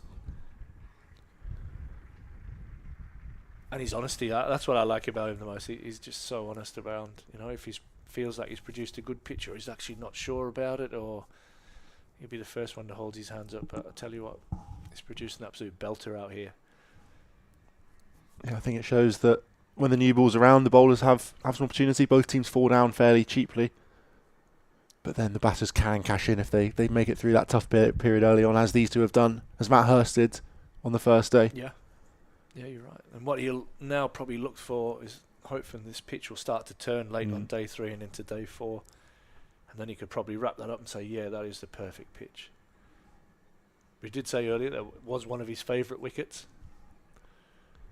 It's pitch 9, I think he said it is. One of his international strips. Hartley continues round the wicket here. Tucked into one of the many men on the leg side.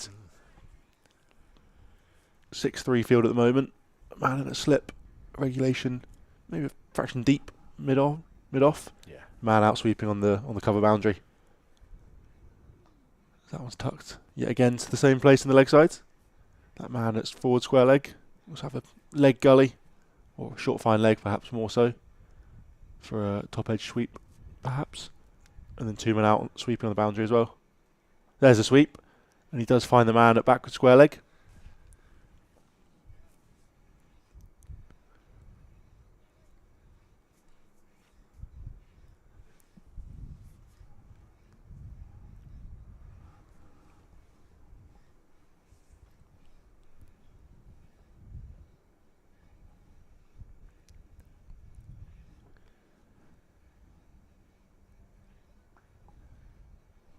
Played nicely there, Bedingham. Just gets his body out of the way. Flicks it into the ground.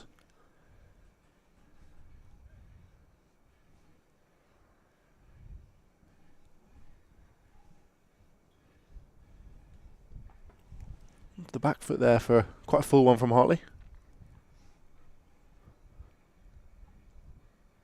I think knowing that LBW is an unlikely dismissal, he can almost use his body to get in the way as well. Solid again. Just one from that over from Hartley. Can't quite bowl the maiden though. Has he got one yet? Nah, still 0. Wow. And he's got 25 overs in. Hartley, none. No maidens. None for 97. Yeah. It's been tough day for him. Tough 2 days. Yeah, tough for all of them actually, isn't it? Lancashire unable to build any pressure. Have a look. Jump on the scorecard there and we'll see how many maidens have Lancashire bowled in this innings. We've got 7. Tom Bailey 3 and George Balderson 4. So just the 7 maidens in 112 overs. Durham are able to go around their business scoring it just above the 4 runs and over mark. Without much risk as well. Yeah. I think Balderson, I've been really impressed with. Very wicket to wicket style. As we do see a change of bowling here. Bailey going to bowl some spin here. It looks like it.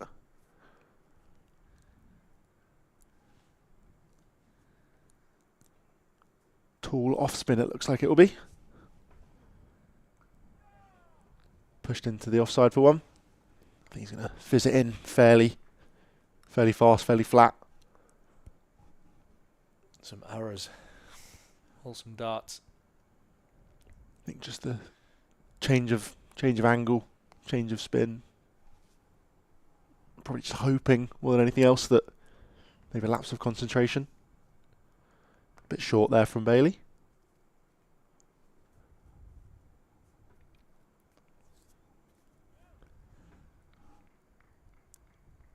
I don't think he's going to be getting much turn from the pitch either.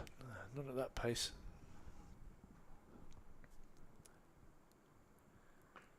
Yeah, it's pretty much straight honours at the moment from Bailey.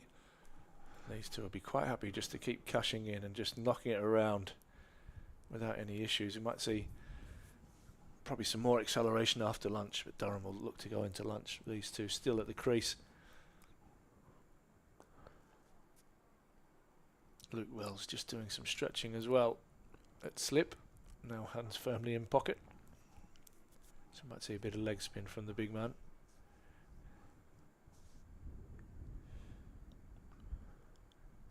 Push nicely into the offside. Just still no trouble really for these two. Betting on to 230 now. Flying along. Yeah, they're getting 4 and 5 and over without any issues whatsoever.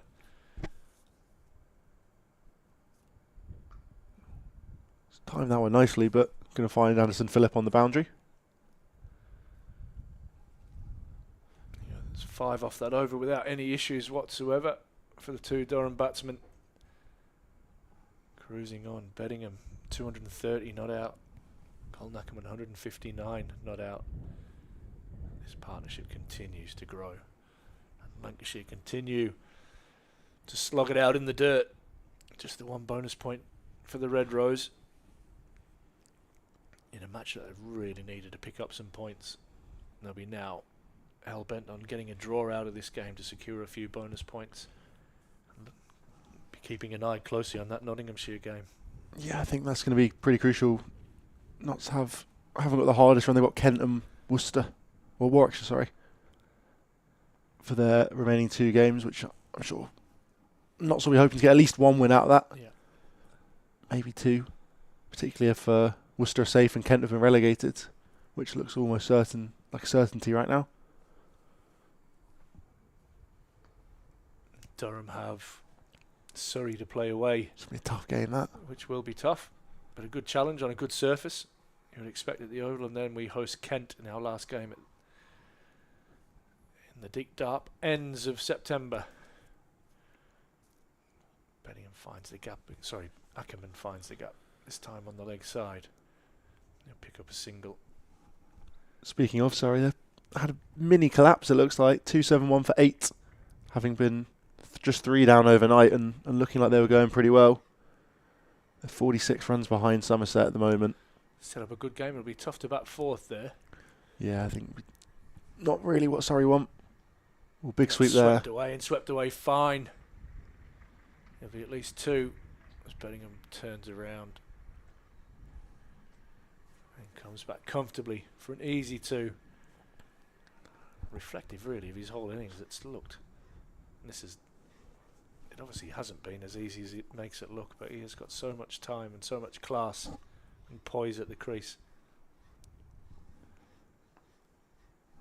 Cleverly just opens the face, knocks that out into the offside for yet another single. I think someone needs to tell Tom Curran he's playing his red ball, not white ball. He's just scored 50 off 33. Just going ballistic down there in Somerset.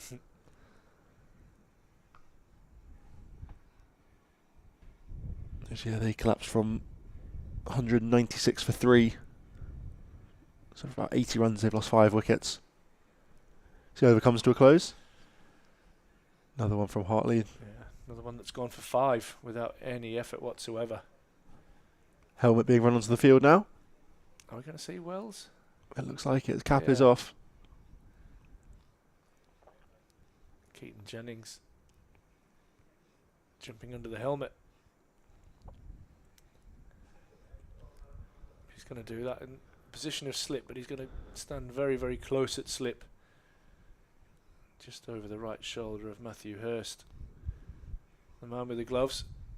The man who made 90 in Lancashire's first innings and got them up to what we thought was a good effort at 228. And they were in all sorts of trouble throughout that innings. He was unfortunately run out. That pretty much saw the back end of Lancashire's innings tail right off. And after a couple of early wickets and a double strike on where were we just before lunch, and 99 for 4 Durham, and since then it's been all the home side. Yeah, Lees was going well with Bedingham for a bit of period after lunch, and then once he fell, Ollie Robinson didn't last much longer after, and these two have batted just perfectly, effortlessly since. I haven't had the chance to look at their 2 LBWs. I know they were both disappointed with their reactions as they went off. Bumble had the finger straight up twice, I think. Yeah, he's very, very confident. I guess he is the expert. Yeah, well, his son definitely had his finger up for one of them as well. And Michael Goff doesn't get many wrong. He also had his finger up for the dismissal of Ollie Robinson. I'm sure they've reviewed their dismissals several times. Both fantastic players for Durham. Oh, lovely strike there. Doesn't quite beat the man though at mid-off. Gets a good stop in and then a little pirouette to wonder where the ball had gone. Trying to find it, wasn't he?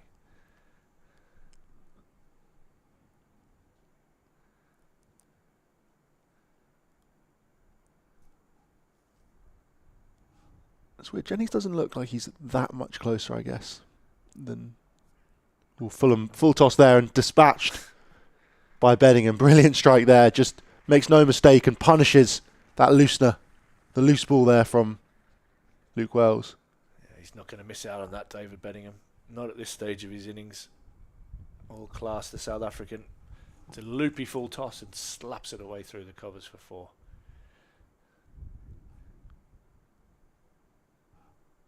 Yeah, Jennings doesn't look that much closer. You think he'd almost could be up next to the keeper and cut off a bit of an angle as well, perhaps. But I reckon he's pretty close there. Just a low pitch, I guess. Someone's pushed down the ground for one. What he doesn't want is if Wells gets one through and either of these two get a top edge on a cut shot or something like that, that's what he'd be worried about with how close he is. Regulation catch should be fine. It's just that odd one. Yeah, that might skip off.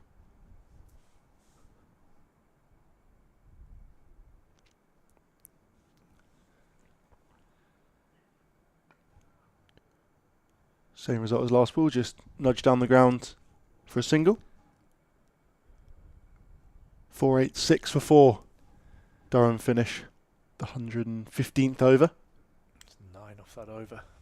Comfortably as well. Singles off every ball apart from the full toss, which went for 4. It was absolutely belted away by Beddingham. Like I said, not going to miss out at this stage of his innings. What's he now? 239.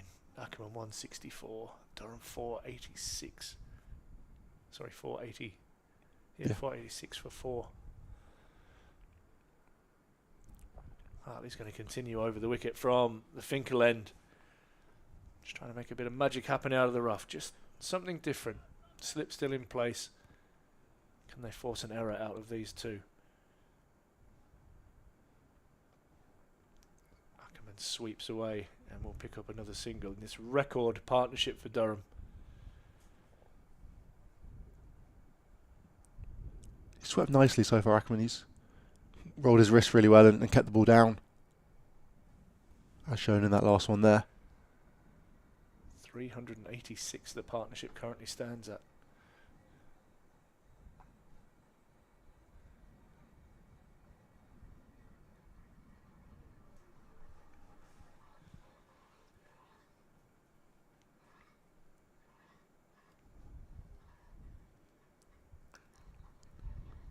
Brilliant strike there, but just going to get one for it. Just open up the body really nicely there, give himself a little bit extra of space as he back foot punches that one to a vacant extra cover.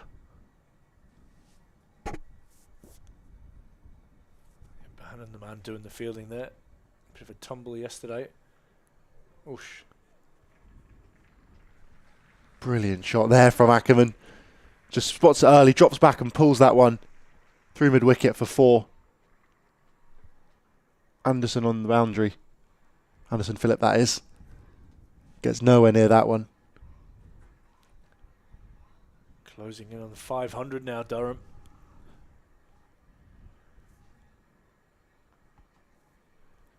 Just a few too many loose balls here in the last 5-6 overs from Wells, from Hartley, from Bailey as well, with his off spin.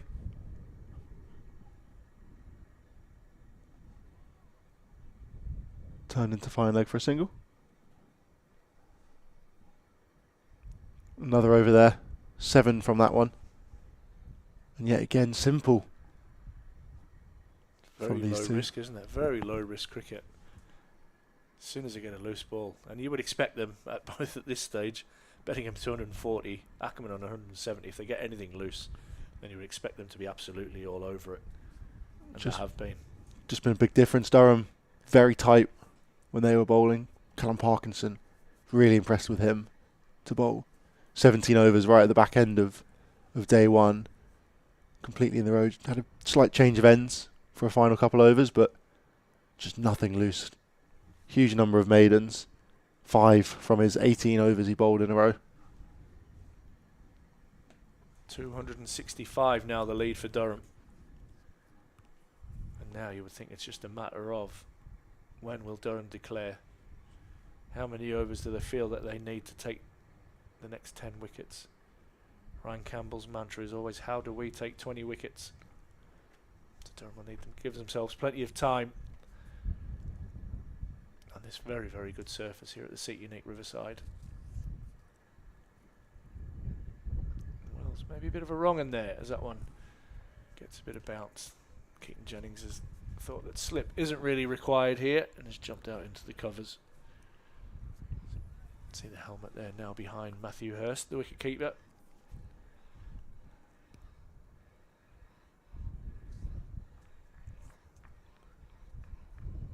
Sending a long on back now as well. Yeah.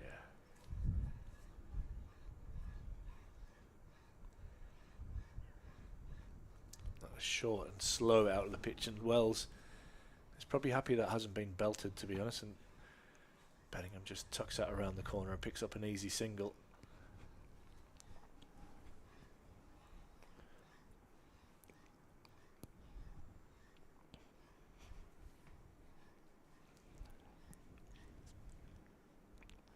Long on comes up for Ackerman, who gets a short ball and belts it, but he won't beat the sweeper out on the leg side.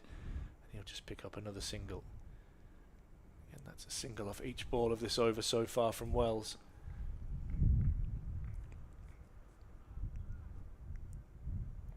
None for 31. Halfway through his 5th over.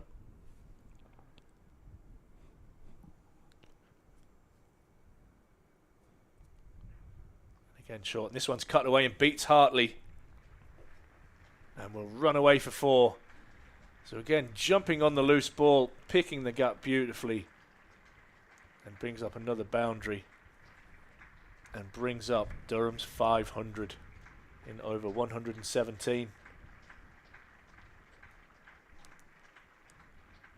Good round of applause from this crowd here. We're all trying to find the sun. Might follow it around again like they did yesterday. They might all end up on this side of the ground. No, I thought that was going to be a dot ball, but Beddingham manages to get that one off a thick inside edge. Down to Balderson, who's probably more of a fine leg than a deep backward square for Wells. Brings up the 400 partnership as well, that boundary did. Yeah, you keep forgetting that. They were so close together, aren't they? That Just keep on coming. up to 402, the partnership. And a short ball and a dot ball for Luke Wells to finish the over. 8 from that over. As you said, Durham 501 now for 4. This partnership just continues to grow and is well out of hand now for Lancashire. Yeah, it's been tough. Just since that new ball went old, even with the new ball this morning, or late last night and this morning, hasn't really done as much as the first new ball did for them and for Durham as well. And now it seems like Ethan Jennings is almost in conversation with a lot of his lieutenants, trying to think of any other plans they have, any avenues they haven't explored. But they've sort of gone through their bowlers a few times each now. Hartley will continue. Perhaps going to try and hide the ball outside off stump. Could be an option. As a man runs around from fine leg to backward point. Yeah, he's going to come back around the wicket. So yeah, you might be right. He might try and bowl with a bit of width outside the off stump. Shoving it, trying to get it into the rough hasn't worked. Been unable to stem the flow of runs.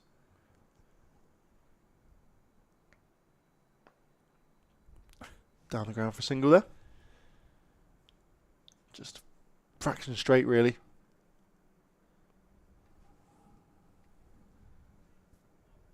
I think they're obviously going to be... Oh, bring the man in now. Bohannon comes into sort of deep mid-on roll rather than his long on. I find it interesting they have them both deep down the ground. I think you almost want to encourage Ackerman and Beddingham to use their feet and try and hit over the top, and if they do, fair play to them, but that's how you're going to get and create chances. You're probably on the edge of what would be a 30-yard circle, aren't they? Yeah. I don't mind it like this, but I think when Bohannon was right the way on the boundary, just no incentive for Beddingham to play attacking cricket. It's better from Hartley on the money. I think the old saying of attack with your field and defend with the ball. I think they've perhaps been a fraction defensive of Lancashire. It's tough though with these two going so well. Yeah, that scoreboard pretty much dictating where this game goes and how do you attack when a team's 500 for 4. Very tough out there for Lancashire, but plain sailing for Durham as they look to ease their relegation fears. Just sucked back in there in the last couple of rounds. Yeah, it was a good start in the season with Durham. Beddingham with absolute ease knocks that one down to long on. Finishes off the over there with the single. 3 from it. 504 for 4. Durham set. Ackerman 173 not out. Beddingham 248. Yeah, just a couple away from another milestone. It's time for Beddingham approaching the 250 mark. Durham just continuing to build this lead. Like I say, could be good fun after lunch. Just the game's just ambling along at the moment in absolute cruise control. But you get the feeling after lunch could be a fun period for us to watch, with Durham will really look to accelerate away, pushing towards that declaration to get Lancashire back in. Probably will be that period before tea, so get a crack with the new ball either side of tea. giving them just over 4 sessions to bowl Lancashire out and look to claim a vital win at home. Yeah, I mean, 276 the lead right now. I think they're going to comfortably make 300 even if Lancashire somehow skittle them out now, you think. Oh, yeah. Yeah. And then, yeah, as you say, accelerate after tea and try and give them as big a lead as possible and really don't have to worry about batting another time. Ooh, big swipe there and a bit of an appeal in the covers from the skipper, Keith Jennings. Maybe a thin edge from Beddingham. Hartley's still got hands on head, but I'm not convinced. I think there might have been more of a reaction if there was an edge, especially from the bowler.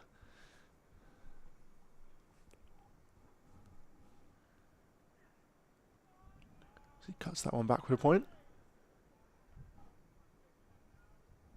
Yeah, it was a good start to the season for Durham. Unbeaten in the first 5, 4 of which were draws, but that was quite a common occurrence early on this year. Yeah. And then much more result orientated since. They've lost 2 of their last 3, unfortunately. But as you say, there a few points here. It's tucked into the leg sides. A few points here should you think send them clear of any sort of relegation issues or thoughts. Particularly if Worcestershire managed to turn over Warwickshire. Almost another buffer below them. I think if you go back 3 or 4 rounds, you were looking at Worcestershire and Kent almost being the ones that looked almost certain for relegation. But Worcestershire have had a great run. Probably started here with a win, where they were in all sorts of trouble, and then eased in the end to a 7-wicket win. Flick down the ground. Yes, exactly right. They hadn't won in their first 8 games, and now they've won 3 on the bounce. And look to perhaps be in great control to win a 4th. Yeah, I was going to say.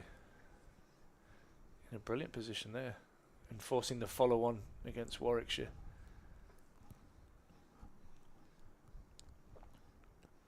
Wells continues his leg spin to Beddingham. He nudges it down the ground to bring up his 250. Masterful knock here from David Beddingham. Fantastic innings. 250 comes off 324 balls. Hasn't looked in any trouble as a South African. I don't even think he's changed his gloves. Just so that focused. Much in control. It just looks, yeah, like this is just another day at the office. What a guy. I'm going to have to send him another message.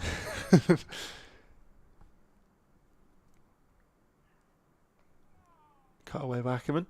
Yeah, I spoke to him yesterday after the day's playing. He was hesitant to say it was his best ever form of his life, but I think it's got to be up there. You probably don't want to put the mockers on things like that, but wow. I think he's just in such a good place, just with his all-round game at the moment. Like you said, just looks like he's got time. He came to the wicket. There was a couple of wickets that lost, and Lancashire managed to put the pressure back onto Durham for a little bit. But these two, led by Beddingham at the start, and like you say, it's not often you crack 100. Well, Ackerman's 175 not out, and he's not the headline maker. No, David Beddingham's just brought up his 250. Just ease to it as well. His 270 the lead, is it? strike rate just keeps going up as well somehow. 280 the lead. Told you I wasn't good at maths. 280 in front. What have we got left? We've got 4 just minutes. a couple of minutes. We'll get one. Lancashire will probably make this the last over before lunch. They'll take their time. Change field after every ball. Yeah. Lots of Not governing by hurrying, are committee. they? There's lots of walking going around and a few different field changes. Bit of game management from the Red Rose, which I absolutely don't blame them. Soul destroying, not taking a wicket really for a full day's play. If you look at the afternoon session, the evening session, and now this morning, and there've been long sessions too. Obviously extended play after we lost overs on day 1.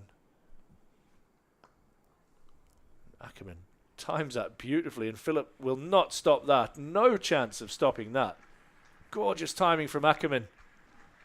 Just gone like a rocket, that. Mate, what a shot. Just flick of the wrist and it's shot off along the floor for an easy boundary. Just whipped it. Yeah, I thought At the first, I thought, oh, it'll be just an easy 2 there, but it absolutely rocketed to the boundary. And again, Lancashire just taking their time in between balls, making sure that this is the last over of the first session. If you didn't hear, like I said, we lost overs on day 1, so base 2 and 3 is 104 overs in the day. Each session 2 hours and 10 minutes. So this session due to finish in just 2 minutes' time. I think Lancashire have done that really well, making sure that this one is the last over. Ackerman tucks that away comfortably into the leg side, and then you feel that the next session, in what will be a battle of survival, no chance of winning the game, but can they draw the game and just get a few more bonus points that may help with their relegation fears? Particularly the increase in the draws, points draws this season, back to 8. It just allows you to really keep fighting throughout the game and salvage anything from it. And that could be crucial, especially the way that Nottinghamshire are going at the moment. So that they'd have a collapse around to 85 for 6.